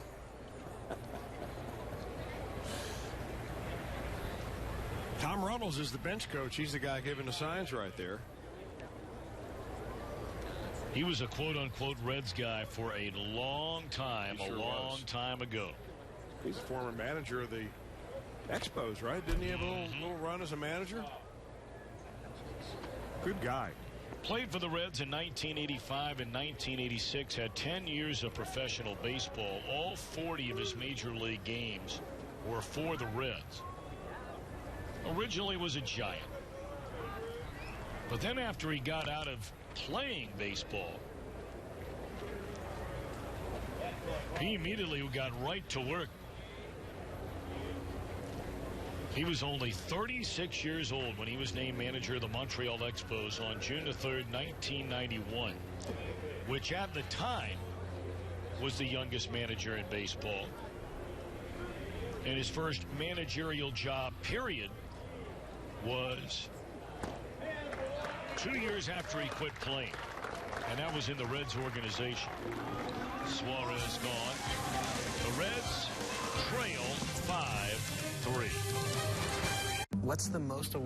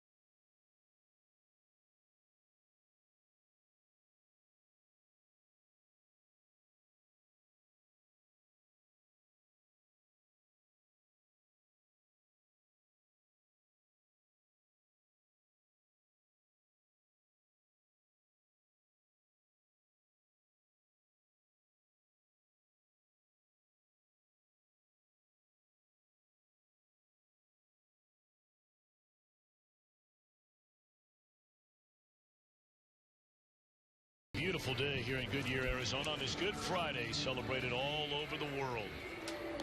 Leading right into Easter weekend and the Easter holiday on Sunday. And a pleasure to be joined in the booth by the Senior Vice President of the Reds, his first year as a general manager of the team. And thanks for coming by again today, Mr. Dick Williams. Gentlemen, it's good to be back. Lots happened since I was last year. I know. How you doing?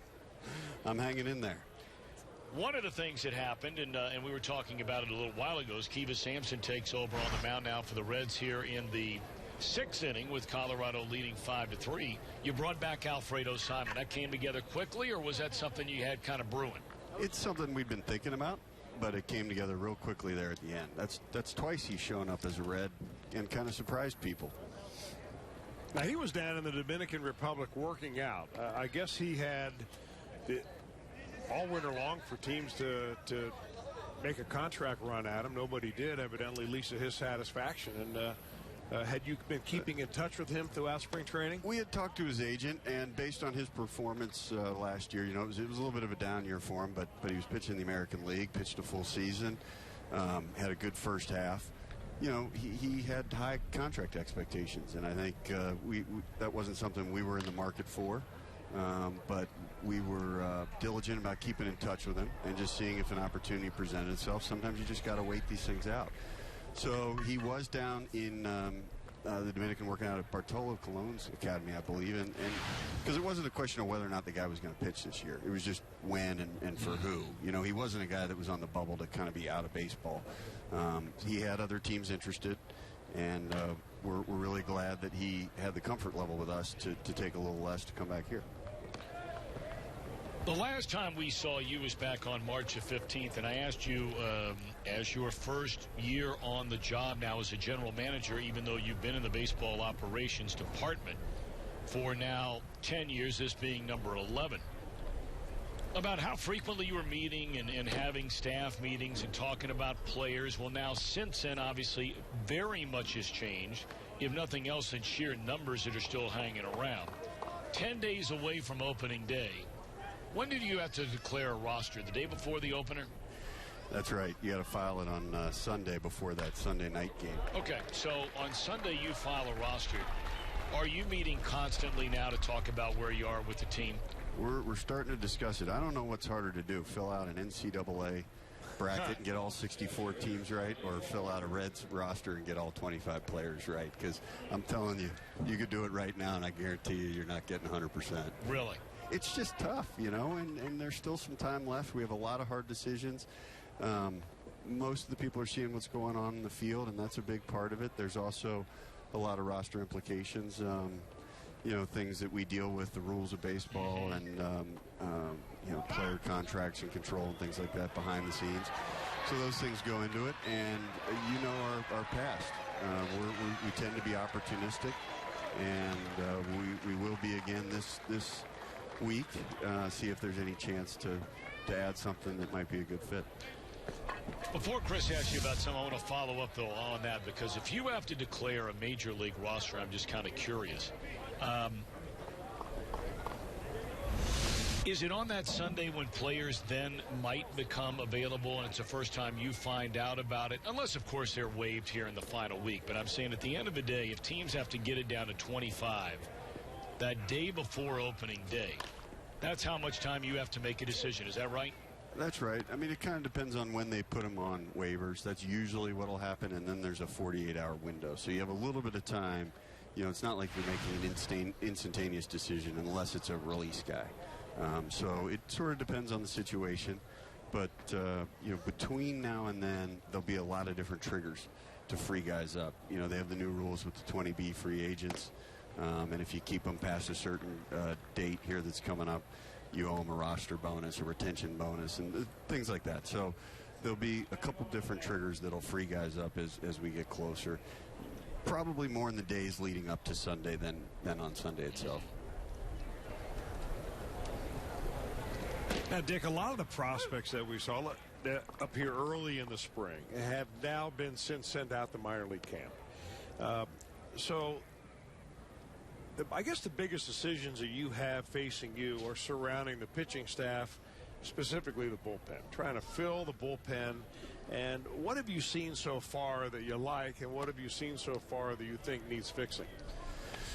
Well, you know, we could have pitched better this spring. There's no denying that, both the starters and the relievers. When you just look at the overall results, it hasn't been, you know, it hasn't been the Reds pitching that we're used to. But we expected coming in that guys would have their challenges. We're behind the 8 ball with a few injuries that gave us some numbers issues, and we gave some young guys chances. And we're hoping that guys will start to round into form. There are some relievers that have pitched real well, but it seems like as soon as you say one guy's pitching well, you know, he turns it around and you know, might have a rough outing, and vice versa. The guys that everybody was throwing their hands up about the first week or two, you know, have turned it around. But overall, when you know, we've given up the most runs, I think, in spring training, and so overall as a whole, we got room for improvement still. You know, how difficult is it? I've always thought it's been very difficult, but how difficult is it to evaluate in spring training? You make a great point. Guy's rolling right along. He's pitched 7 or 8 innings of really good baseball. All of a sudden he has a bad outing. I mean, does the chance of him making a ball club sometime rely on 1 or 2 innings that he may pitch late in a ball game against another team that doesn't even have their starters in anymore?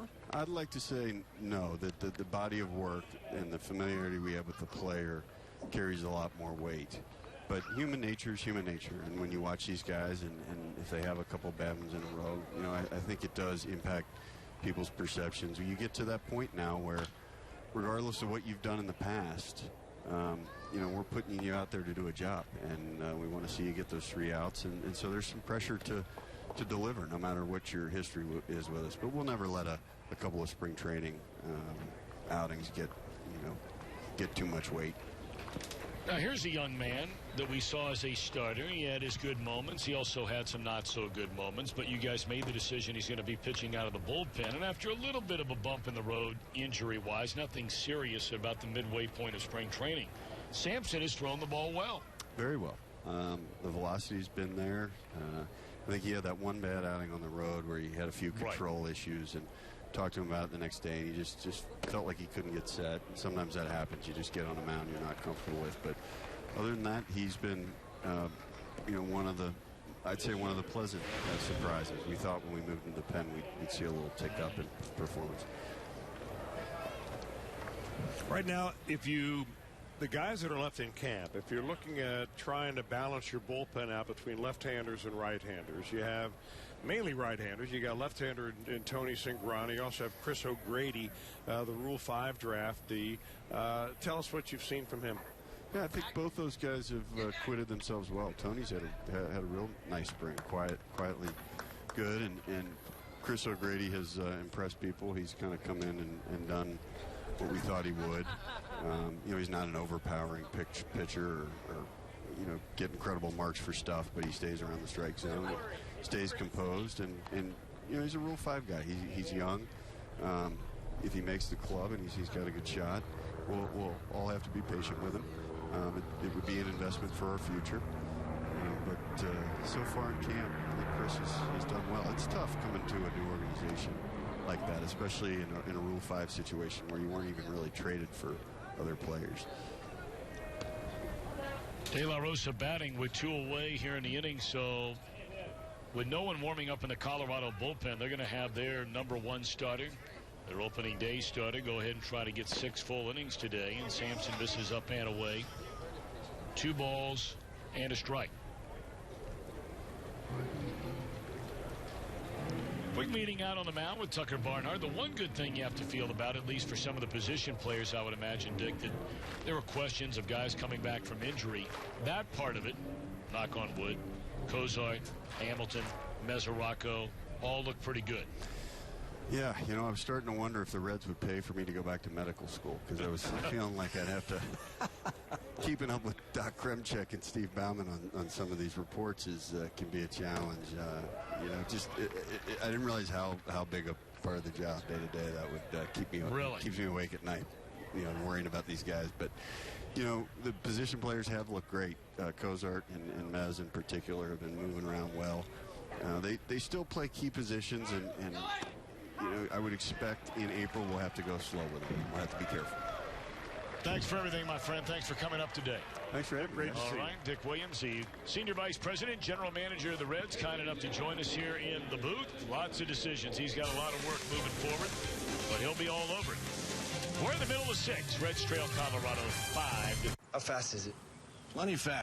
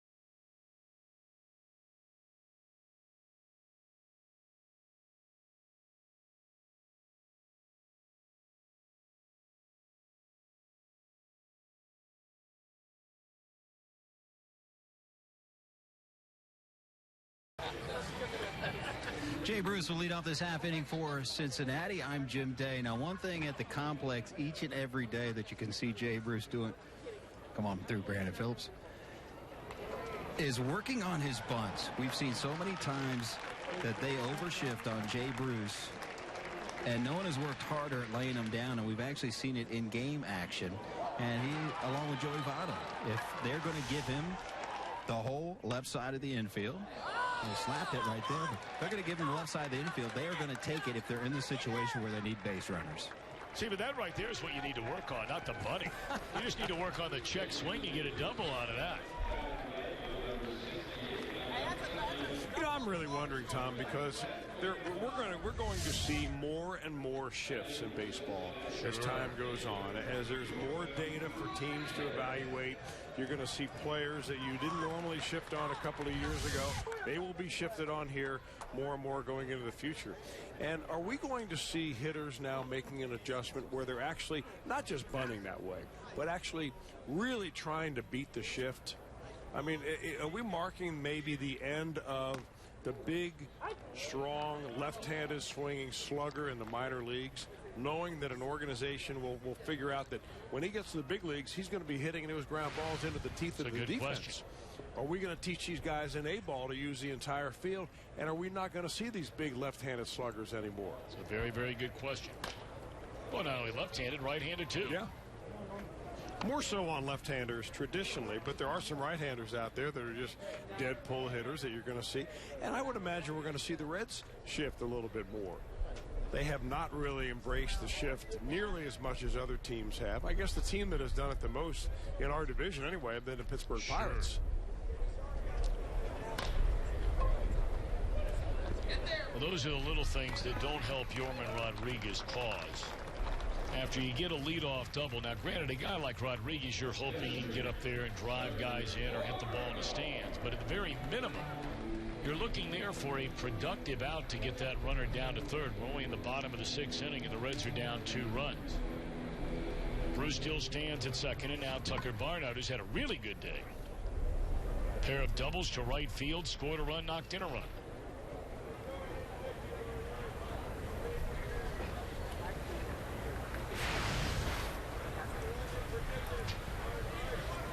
You know, I came across a very interesting statistic about those shifts. If you go back to 2010, in all of baseball, there were 2,400 shifts throughout the entire 2010 season. Last year, there were more than 17,000. And it just keeps climbing and climbing. Looks kind of like your 401k. No doubt about it. No doubt about it. And come November, maybe that has a chance to get better. Runner at second, 1 out. And it's down and in.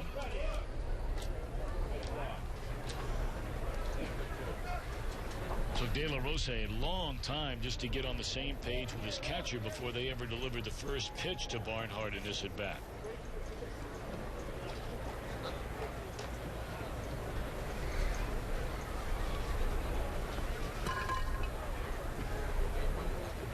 Let's see what Tucker can do now. His 3rd time he has faced this left-hander today. Trying to make it a perfect 3 for 3. And he will. There's a little bleeder into right field to hit. They're going to hold. No, Jay Bruce going to come to the plate. And he will easily score. Throw down to second and easily out is Barnhart. But Tucker, 3 out of 3. A run scored and now 2 runs batted in. Makes it a 1-run game. 5-4 Colorado. That's nice hitting by Tucker Barnhart. Well, if you could only do this at will, which means get it in on the thumbs, or maybe in his case it was all out of the end of the bat, and just flare it right in there to right field. Interesting, all 3 of the plate appearances that we've seen from Tucker today have had balls hit to right. Well, he talked at length about wanting to improve his stroke from the right side, and obviously there are just as many hits to right field as there are anywhere else if you're a right-handed batter. He's been working very hard on doing just that, and we've seen those results in 3 trips today. Kiva Sampson will bat with 2 out and nobody on, 5-4. We are just in the last of the 6th inning. Tapper to short should end the 6th inning. And it does. We march to the 7th. The Reds get a run. Colorado 5 and the Reds 4.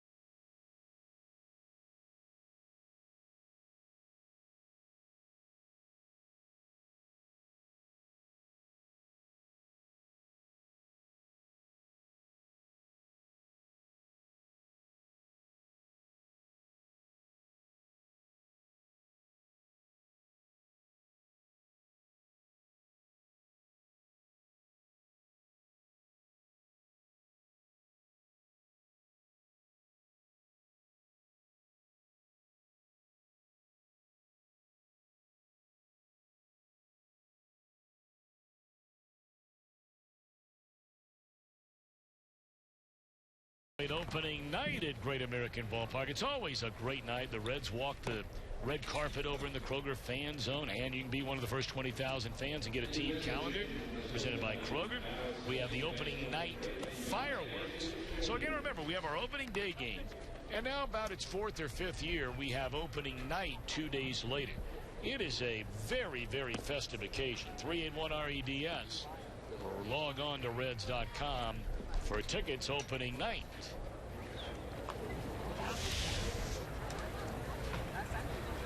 The young fellow right there getting a chance to be a Reds bat boy. He'll remember this day the rest of his life. A lot of times we see that over the course of a year, during spring training especially, almost exclusively. The Reds bat boys at home are regulars. We go on the road and the other team will provide the bat boy from time to time. The Reds will have someone come in to be the bat boy when they're on the road at Wrigley Field, wherever. But in spring training, you know, the team will have a group of kids, but obviously there's so many in school that might be out here for spring break, that kind of thing, that will be the bat boy for a day. I had a chance to do it frequently as a kid. There's a fly ball into left field, 1 out. Well, you know, Tom, the way it really works during the regular season, in spring training now, you know, they're actually boys. In the regular season, they're young men. And you have to be at least, I think, 14 or 15 years old now to be eligible to be the bat boy during the regular season. And I'll tell you what, speaking from experience, and I still will wake up maybe 1 or 2 nights a year. I've told this story before, but you know, there might be some of us out there, and I think we all agree that there are some things, you know, we hear about or read about in everyday life where you're like, you got to be kidding me. I mean, are they really doing that? Is that really going on? Is that where we are in society? But speaking from experience, no one should be down there that's under 14 or 15 years old, because I was almost killed. And it would have been over in the snap of a finger. And it was not the fault of the late Roger Freed. I was a bat boy in spring training in Tampa, Florida. Went out to move the rosin bag and the pine tar from the on-deck circle. It had drifted off onto the dirt area. Wasn't paying attention. Bent down to put it from one spot to the other, and as I started to come up, Roger Freed, who many of you will remember, was this strong, enormously strong, powerful man. He swung the bat in the on-deck circle as hard as he could, not knowing I was there. The bat missed my head by about 4 inches. I come to find out later, Joe Nuxall was sitting in the radio booth that day, at Al Lopez Field, saw it happen, and had to get up and walk out of the booth and did not work in the booth the rest of the game. So you can't have the little guys, if you will, running around out there. That's why I still can't believe. And, I mean, what a great kid, Darren Baker. We got to know him very, very well, Dusty Baker. I still can't believe that he was allowed to be the bat boy during that World Series. Remember that play when J.T. Snow picked him up off the ground? Right.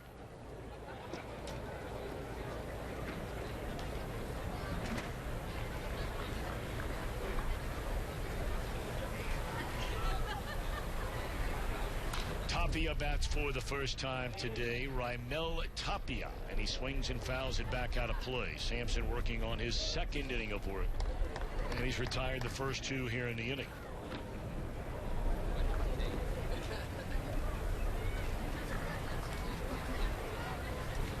Sampson has not allowed a run this spring, and there's a swing and a miss, and this should be the final out, and it is. So Sampson still unscored upon in spring training. Probably on his way to being on that opening day roster.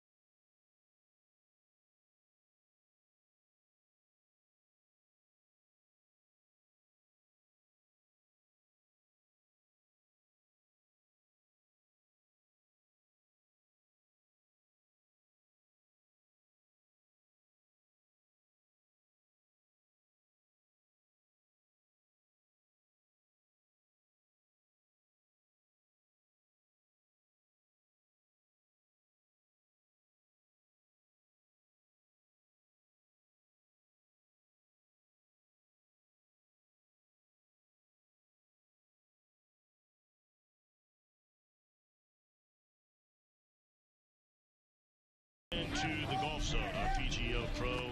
Jimmy Hanlon shows you terrific tips to improve your game and talks with you about this weekend's tournament. Get inside the golf zone. Jimmy Hanlon, Sunday nights at 8 on Fox Sports Ohio. That has been a very popular show up in Cleveland. Well, the guy is a very energetic character. Yes, he is. Good guy. Meet him when he's down here. Really good guy. That's a nice show. I like that. We're going to do something with him sometime this summer. Well, I mean, if he comes down to Cincinnati and that show's going to be on in Cincinnati, he has to go play around with you and Jim Day and my dad and the Cowboy, right? I mean, that's your regular foursome on the road, is it not? It is indeed.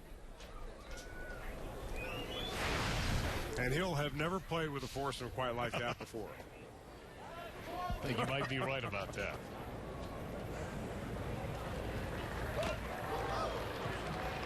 I believe that one got the umpire. Todd Tishner behind the plate. That ball looked like it glanced right off the glove of the catcher, and it got Tishner right in the leg. This is Oberg, correct? Scott Oberg.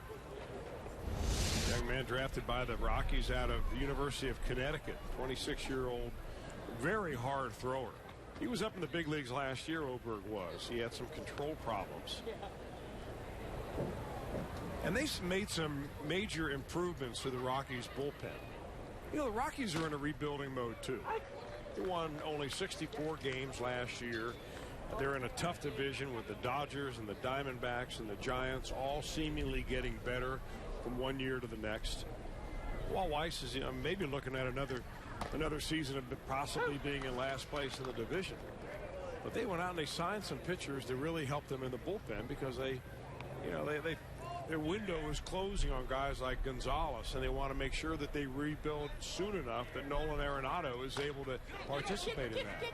Little dribbler going to be a bang play, and a real nice job by Oberg getting to the bag to beat the fleet-footed Hamilton.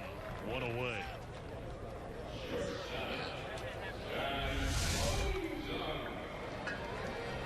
Oberg does the right thing, which is take the direct line to first base and try to get the ball before you get to the bag. That way you can watch the ball into the glove and watch your foot onto the bag. So Oberg is a guy who's contending for the bullpen job here. They've also went out and they signed Chad Qualls and Jason Mott. Both guys who are very much committed to the fastball and guys that throw strikes, because you have to do that. I keep going back to that in Denver. In fact, it's interesting because they have a chance this year. If you look at what Chad Qualls does, which he's one of the best strike throwers around. He had 14 walks in his last 2 years covering 100 innings, Chad Qualls. Jason Mott the same way. But they have a chance with their bullpen to cut the number of walks that their bullpen gives up in half from 2015 to 2016. It's hard to believe. It is hard to believe.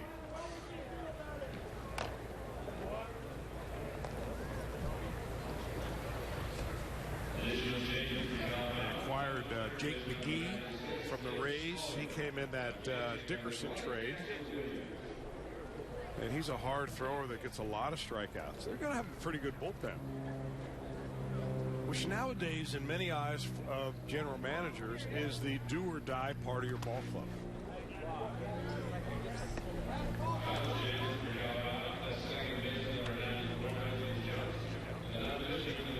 Well, the other day, I don't know if you were there or not, but I know Jeff Brantley and my dad and Jim Kelch were spending a lot of time with the former Chicago Cubs general manager Ed Lynch. Of course, he was a pitcher in the major leagues for a number of years. And, you know, there might be some that say, give me a break. You know, the years Ed Lynch was a general manager of the Chicago Cubs, they had some very good teams, got to the playoffs here. They had some other years that they were really, really bad. But he had gone on, and he said that he's asked frequently by young general managers, you know, how to build a team and how you would construct a roster and that kind of thing. And how he went on and on about by far the number one thing that he would address, first and foremost, would be the bullpen. He said, because if you think about it, if you're a good team, you know, if you want to get to where you want to get, you got to have the bullpen preserving leads. If you're a bad team, or at least a rebuilding team, on those games where you get a really good start from your starter on the mound, your team scores enough runs to get in front, the most deflating team and time for a team having a hard year is when those wins you think you have continue to get away from you. Yeah, and I think the other point that he would probably have made, and maybe he did make, is that it's probably one of the easier parts of your ball club to take care of, because there are a lot of relief pitchers out there that you can give a one-year deal to based on maybe your inside scouting knowledge or somebody sees something and you go out and get them. Look what they've done here in Colorado by going out to get Mott and Chad Qualls. I mean, that is the kind of move. You bring in some veterans, because the last thing you want is your young prospects who are moving up to come out and have to take one for the team because they lose their confidence. Was that classic Votto or what? Sure is. Slaps it into left field, a base hit. On to second base after the walk goes Kozart, so the Reds down a run, have 2-1 with 1 out. Yeah, I'm really actually glad I wasn't there when you were visiting with them. You probably would have had to heard the story about how he hit a double off of me one time. Really? His claim to fame as a hitter. And he couldn't hit. I'm telling you, he couldn't hit water if he fell out of a boat. But he got a double off of me. And every time I see him, that double gets hit harder and farther. Sure it does. As it should. As it should. Well, that was maybe the low point of my career right there. And there were a lot of low points. Yvonde Jesus Jr. bats for the first time, taking over for Brandon Phillips. And a breaking ball sweeps away.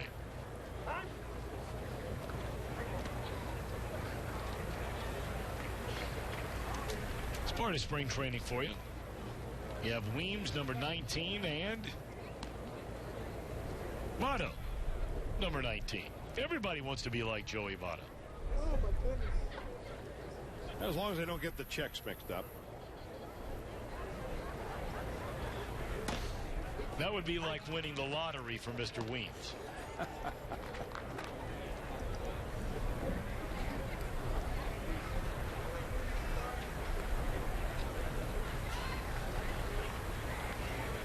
I still think if there is a single highlight from spring training this year, and Jim Day, tell me if you would not agree. Ground ball. There's one. They turn it over, and that's a double play. We'll get Jim's reaction when we come back. The interview Jim Day had the first week with Joey Votto.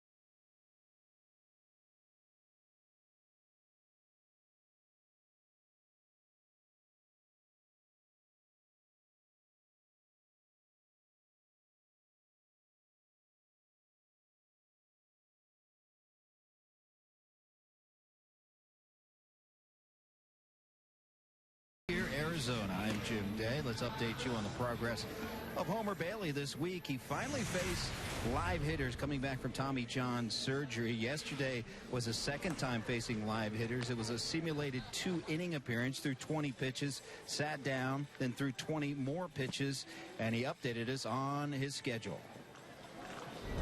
At this point, you know, it's so close that, or it seems like it's so close. I know we're going to try to get our first real game in early April, so it's just kind of going along with the schedule. I mean, they're only going to let me go so fast, so I might as well just kind of kick back and enjoy it. You could say that Homer is ahead of schedule, but they are holding him back. He will most likely stay behind when the team heads north to Ohio. He'll stay here in Arizona to pitch an extended spring training. And once the minor league season starts up north, he will work his way into minor league games. Not sure which levels, and still on target to hopefully around May 1st be in the Cincinnati Reds rotation again.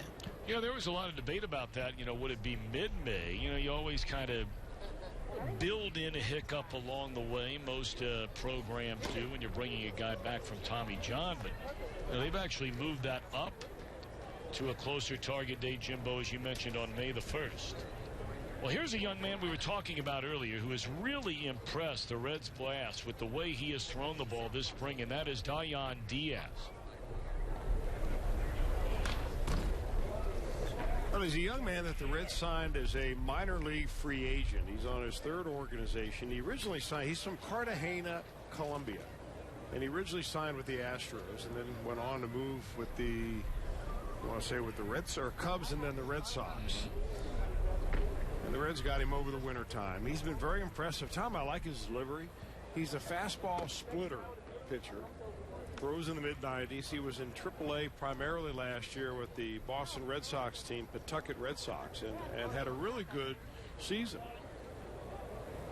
So this is a good opportunity for Diaz to, I mean, even if he does not make the team out of spring training, he certainly would go to AAA at Louisville and might be the closer down there. And then you're just one phone call away from being called up.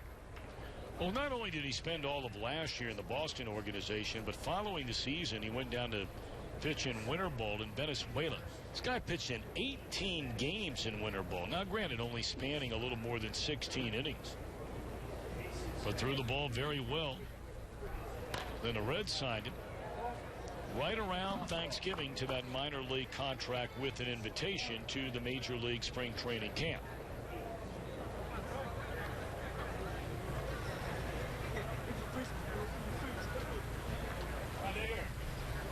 Colorado with a 5-4 lead. We are in the top of the 8th inning.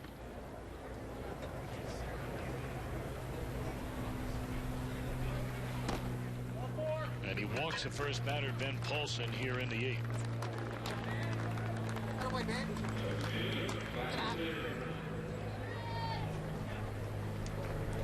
So, Jim Day, I want to go back to something that I touched on going to break about from a strictly Fox Sports Ohio perspective.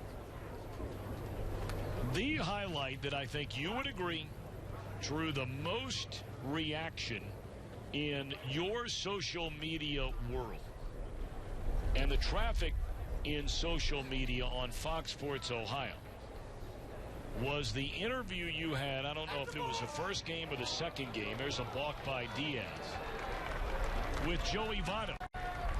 Agree or disagree? It created the most social media buzz, but it was Joey trying to be funny on my behalf and deadpanning it, and it turned out to be what some people felt was awkward. So really? I never heard that word. Yes, it was a bit, but you know, it's spring training, so he was having some fun. Yes, he was. And you guys have such a great relationship anyway. I mean, you're tight as sticks. Well, let's not stretch it. When he said to you, my favorite line, though, all year, when he asked you, aren't you going to try and make me cry? And you said, well, you can cry if you want to. Well, he got a kick out of that, too. Yes, if he wants to, go, knock yourself out. Although Tom Hanks once famously said in a movie, there's no crying in baseball. That's right. That's right. A league of their own, if I'm not mistaken. Indeed. 0-2 the count on Ryan Rayburn, just signed to a minor league contract by these Rockies, and right in the lineup and right into the base hit column into center field. So they're on the corners with nobody out, and Diaz in a little bit of trouble here.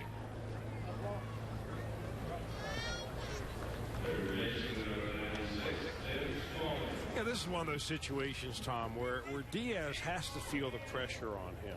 You get later in camp, you realize you're still in camp, you haven't been cut yet. You've seen a lot of the lockers in that locker room being vacated and moved out, and now you're getting down to nitty-gritty. And every time you take the mound now, you know that this is a big inning for you, a big game for you. And, you can't afford to have a bad inning. And you start it off by walking the leadoff hitter. Got to figure out a way to get out of it. It's not going to happen here. Down the left field line will plate one run, and the Rockies get a double by Tim Smalling to make it a 6-4 lead.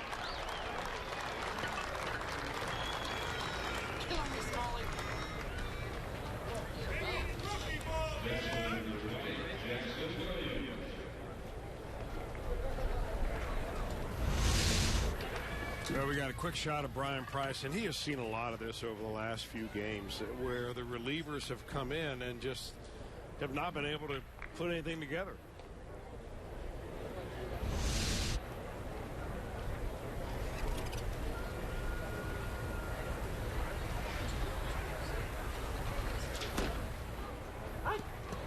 Jackson Williams now the batter.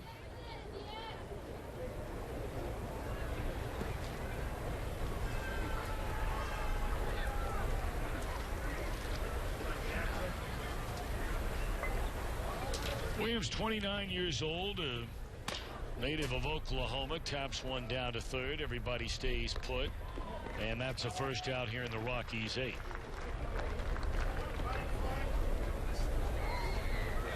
Wesley Jones will bat for the first time, wearing number 94.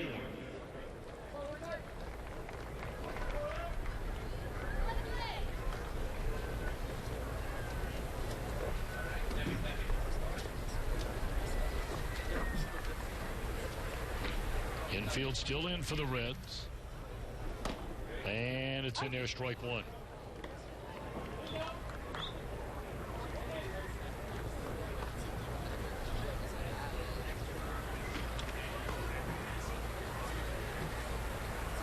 Jones, a youngster. Only 20 years old, and that ball in the air, shallow center. You would think deep enough to bring in another run from third. It is. And that makes it 7-4, Colorado.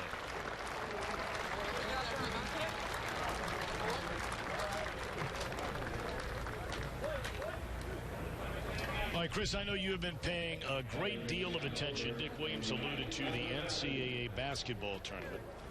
I know you've been paying a lot of attention to what's going on. I put Cowboy on the spot yesterday.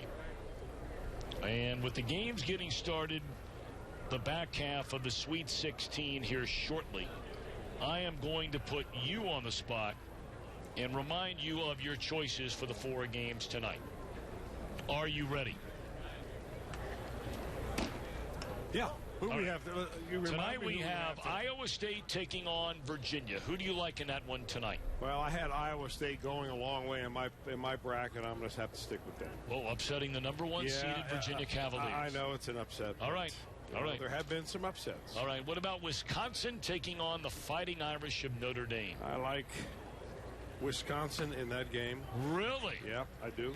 Well, there are 6 and 7 teams. So, 6th seed is Notre Dame and Wisconsin. My daughter Carrie goes to Wisconsin grad school, so I'll go with the Badgers. All right, you're going with the Badgers there. What about, you talk about a couple of teams of surprise. You have an 11 seed in Gonzaga taking on the 10 seed in Syracuse. Who do you like in that?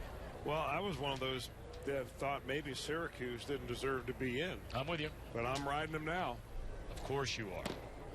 Front runner all the way. Well, so you're going with Syracuse. You know me well enough. Absolutely true. All right. And really in the clash of the Titans as far as blue bloods in the college basketball world are concerned, you have the Indiana Hoosiers against the North Carolina Tar Heels. That will be the nightcap tonight.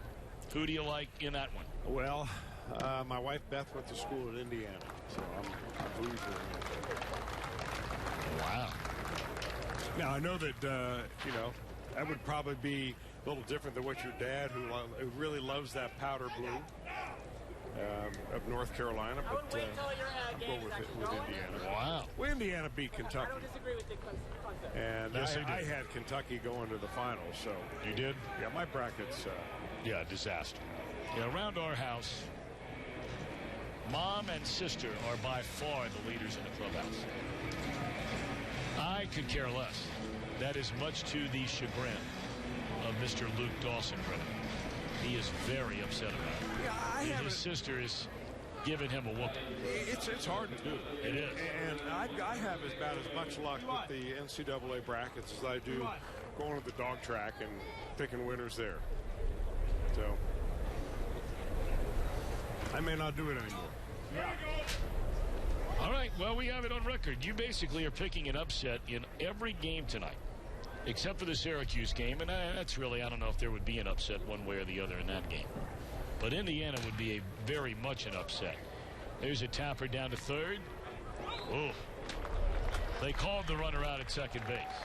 So Diaz gives up a run now in back-to-back outings. Still having a good spring.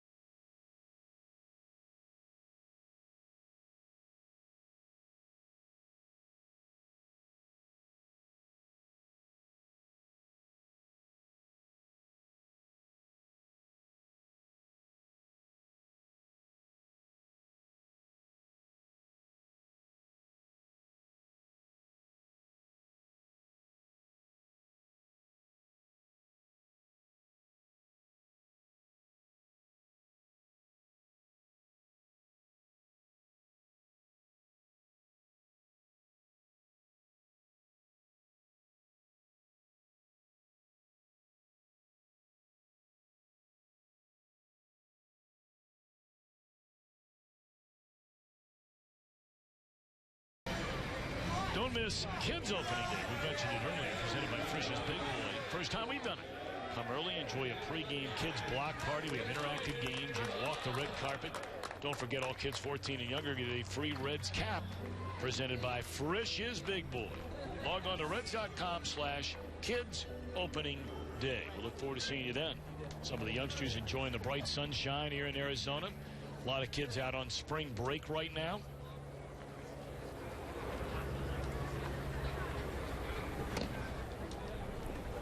Drew Hayes begins to get loose in the Reds bullpen. Another young man trying to pitch his way on to this opening day roster. Herman takes over on the mound for Colorado. Gonzalez, Herman. One away. Herman is 28 years old. He's been around a little bit. He's pitched in maybe four different major league organizations. Came up with the Mets back in 2013, and he was most recently with the Chicago Cubs for 6 games last year, and he had 29 appearances for the Rockies. Having a pretty good spring, but small sample size, just 5 2/3 innings.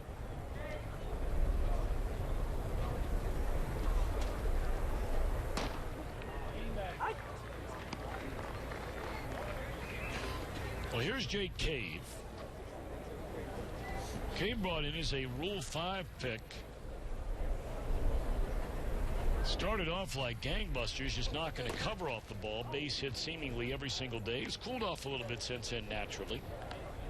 Starting to look more and more, though, Chris, like the left field situation is not going to be a straight-up platoon where one guy plays against lefties, the other guy plays against righties.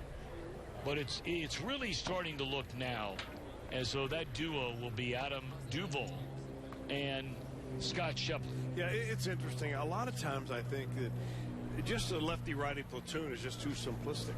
I think what nowadays, especially with analytics, you're going to see teams analyze the opposing pitcher and see if their hitter, even he may be righty on righty, matches up well.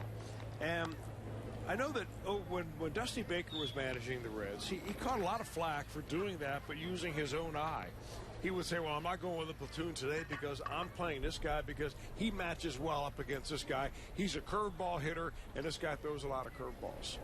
And people didn't believe that, but I think that you're going to see teams begin to do that in platoon situations more and more using data points.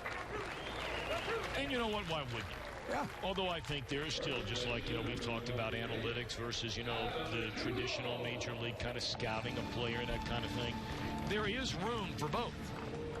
And there's room for the gut call. I mean, I go back to the days of the Arizona Diamondbacks, and in that just extraordinary 2001 World Series where they beat the Yankees in the bottom of the 9th inning of Game 7.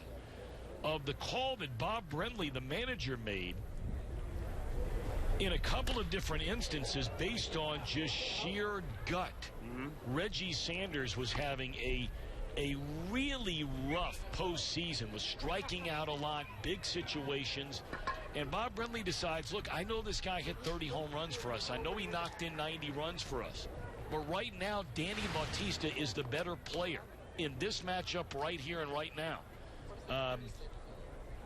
To decide that, in that World Series, when a Rubio Durazo was clearly your best all-around offensive player, to say, I'm playing Mark Grace, and he hits a home run in the World Series game at Yankee Stadium. There's still some room for that. And there's room for the 9th inning. 7-4, Rockies in front.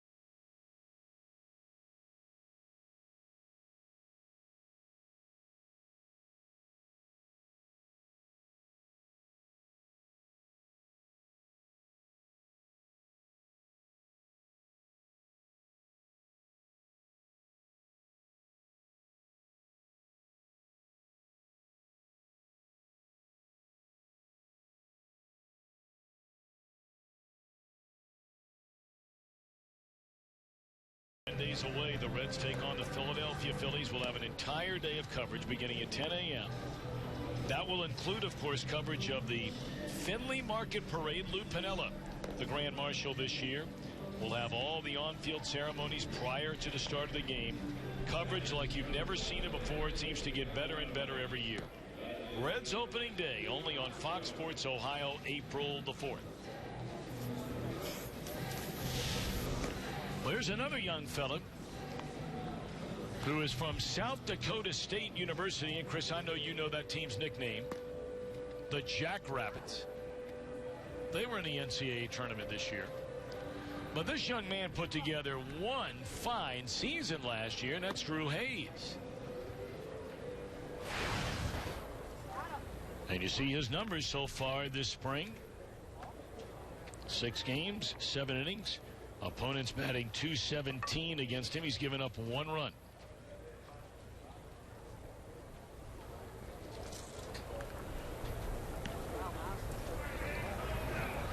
Hayes drafted 3 different times, once by the Diamondbacks in '06, the Mariners in '09, and then the 11th round out of South Dakota State by the Reds in June of 2010.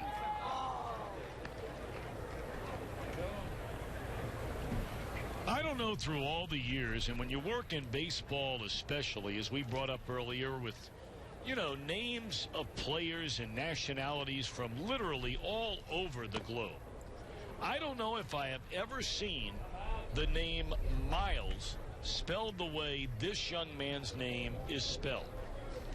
M-Y-L-Z. Miles Jones. And he has a base hit to center field.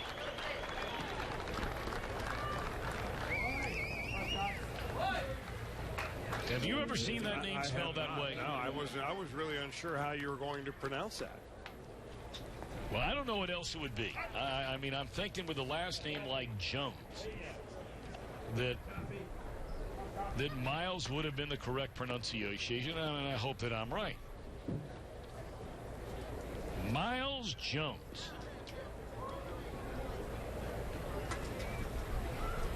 21 years old, out of Palmdale, California.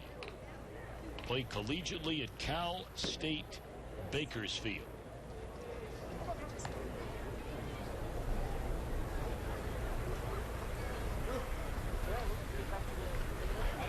Miles logs a lot of miles as far as position is concerned.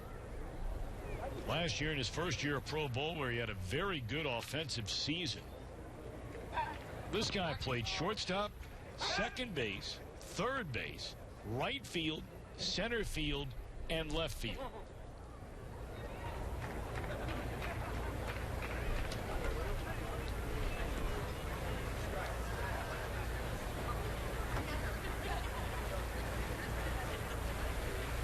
Now Raimel Tapia, ground ball, they'll have to hurry.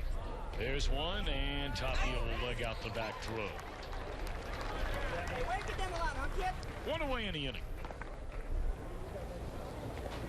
Hayes, another guy, you know, Chris, I know that caught your eye early on. You made mention that you've not seen him really enough to form an opinion. It makes you wonder if a lot of people have seen him enough to form an opinion outside of course, you know, gathering information from watching him pitch the last couple of years. And Mark Riggins knows all about that. Well, he knows him because he's an organization guy. He was drafted by the Reds in 2010 out of Vanderbilt. So as a college player, got a little bit of a late start. He's been around since 2010. Last year he pitched at AA and AAA. So now he's 28 years old. You keep hanging in there, and he's having a pretty good spring. And you know, you ask yourself, how much? What do you have to do in the spring to be able to make a ball club? Ramon Cabrera now is in behind the plate.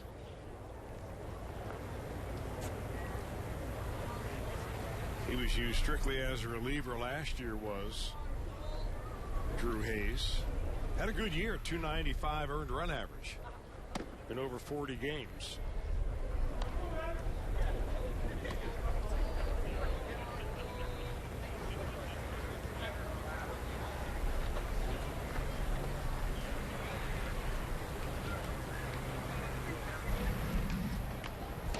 Paulson's a big leaguer, and he's got some big-time power, too. They figure that he will be the left-handed complement to Mark Reynolds if they do go to a platoon situation at first base for the Rockies. This guy can hit him a long way.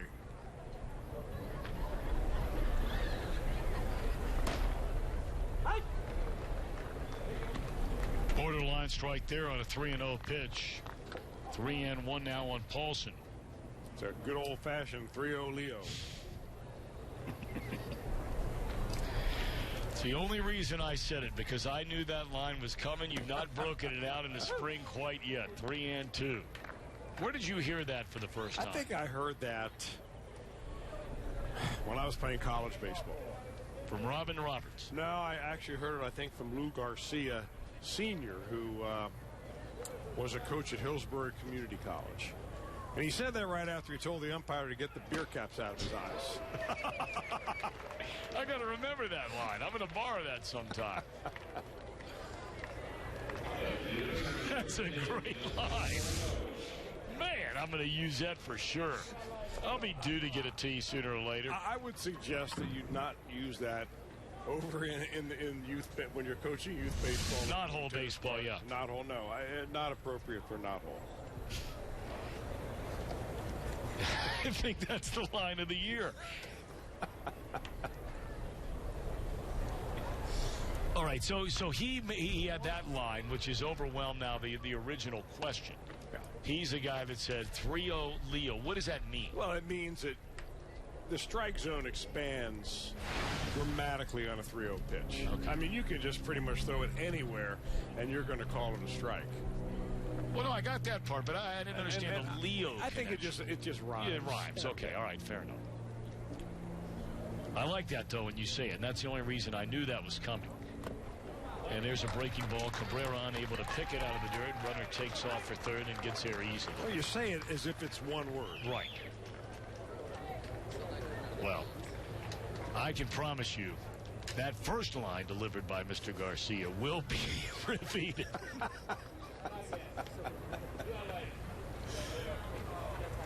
I mean, you can kind of visualize it, can't you? I really can. You put the caps right there. I can see it.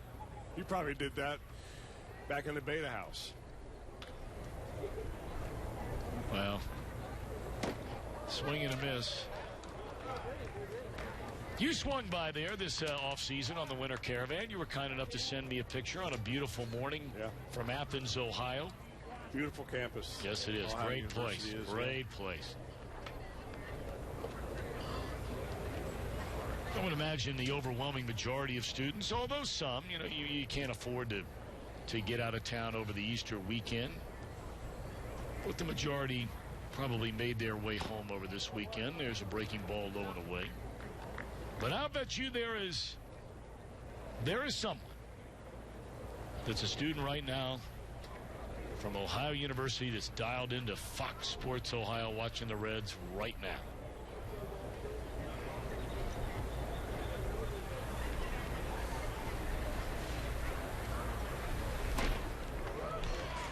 Hayes polishes off the Rockies in the ninth.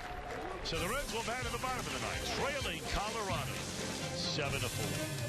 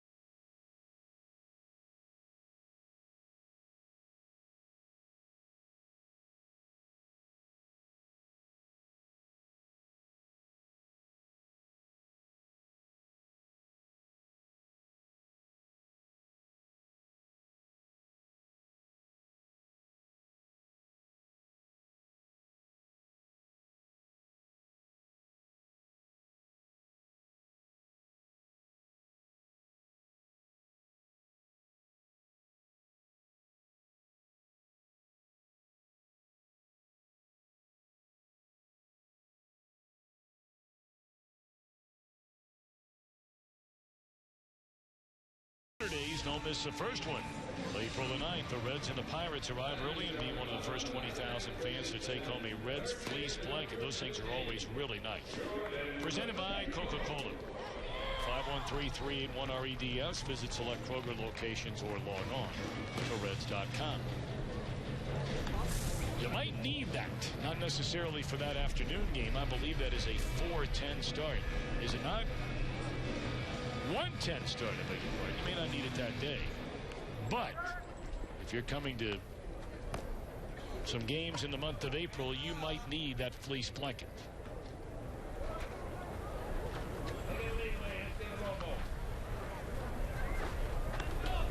They're wrapping up their blankets after a beautiful day in the sunshine out on the grass per Marion in the outfield and calling it a day. On this Good Friday, 2016, Reds will bat in the bottom half of the 9th inning. And the new pitcher is Miguel Castro. This is a young man that came over from the Toronto Blue Jays in the Troy Tulowitzki trade. And he actually saw some big league time last year. He's only 21 years old. Prior to last year, he had never thrown a pitch higher than in high A ball.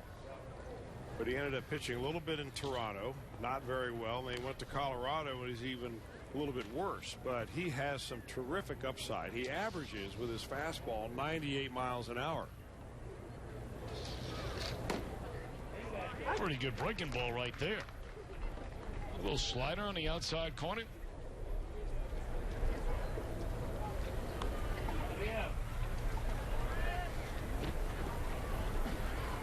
You know, no one from the Rockies is going to come out and say it publicly.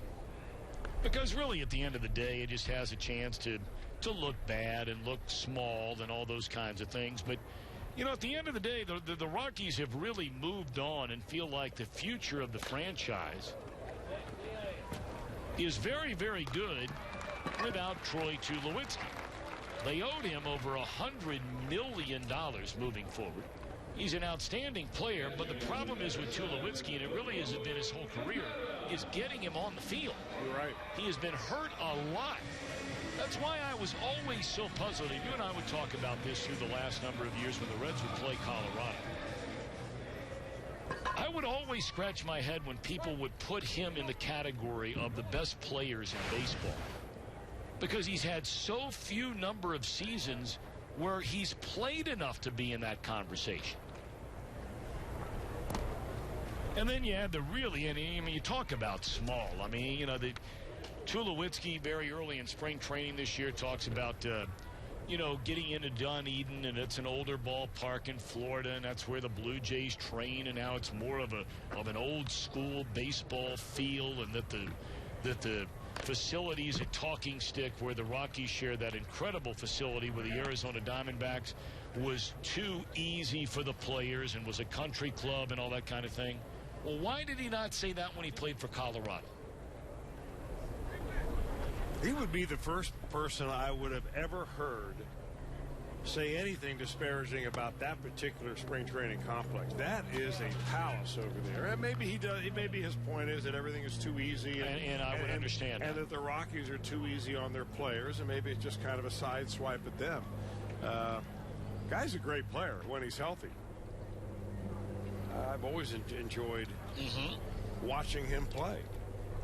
I did not hear him make those comments. I'm kind of surprised at that. I mean, it was back and forth there for a little while. There are a lot of people who have been around that Dunedin complex who would rather be somewhere else. Well, there's no question about it. It's a hard place to get to. I couldn't believe the first time I went there to Dunedin when all of a sudden that ballpark out of nowhere just appears in like the middle of just this random neighborhood, kind of in the middle of nowhere. Right. ESL.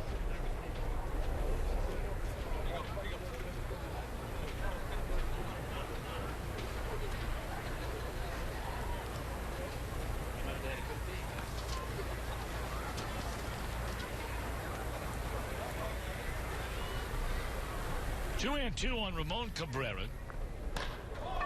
Did he? Yes, he might have. It's into deep right center field, and indeed he did. Ramon Cabrera with a home run into right center field. to make it a 7-5 ball game with 1 out here in the bottom of the ninth.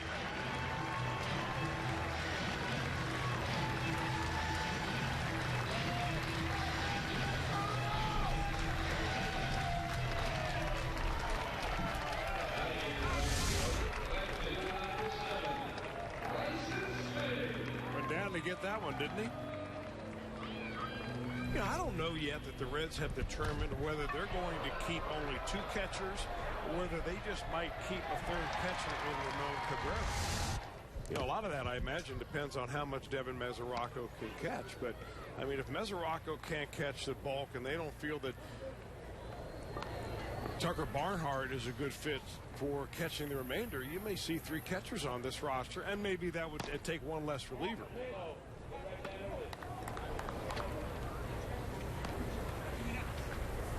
Very likable young man, Ramon Cabrera.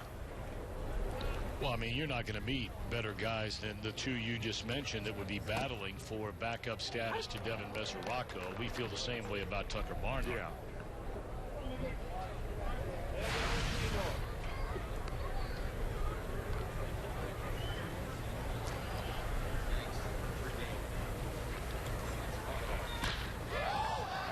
Bryson Smith to drive to straightaway center. This ball's hit a ton, and that ball is off the wall. And Smith pulls up with a double, and now did it go? It's a home run, or is it a home run? I guess it is. It is a home run. So the Reds go back to back here in the bottom of the 9th inning. Cabrera and Smith. Of course, they have the batter's eye there in straightaway center field above that yellow line, which designates a home run. I thought it was under the line. Let's take a look. Nobody's arguing about it.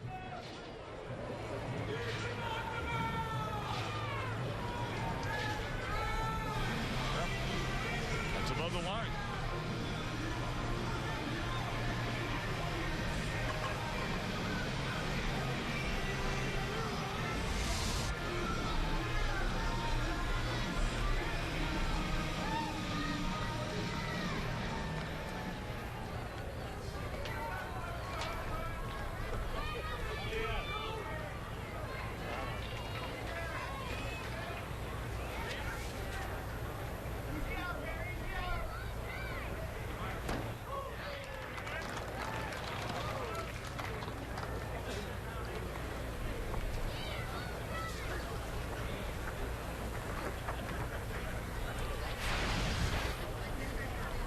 You look through the minor league numbers of this Miguel Castro, and as hard as he throws, and Chris talked about it, he averages right around a strikeout per 9, but he also gives up, a fair number of hits for a guy that throws as hard as he does. Now, early in his career, he had some dominant seasons of innings, and compared to hits allowed as he strikes out Weems, and the Reds are down to their final out. Well, but last year on a couple of levels, he really got hit hard. Yeah. But, at 21 years of age, he's probably always playing against people that are older than him in just about every league that he's been in. When you've got an arm that is gifted to throw 98 miles an hour, they're going to keep you a while before they make a decision. Well, they acquired Jeff Hoffman in that trade as well. 6'5", 225-pounder, 23 years old. Great numbers in his first full year in professional baseball. The 9th overall pick in 14 by Toronto. That was in the Tulowitzki deal we're talking about now. Jose Reyes also came over in that trade. And the 3rd player, the 4th player technically, was Jesus Tinoco. So they're very high on Hoffman. They brought him for a look here in the big league camp.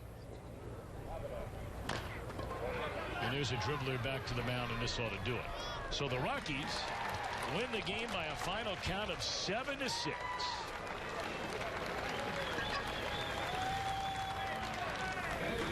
So a week from Monday, it'll be opening day at Great American Ballpark in Cincinnati.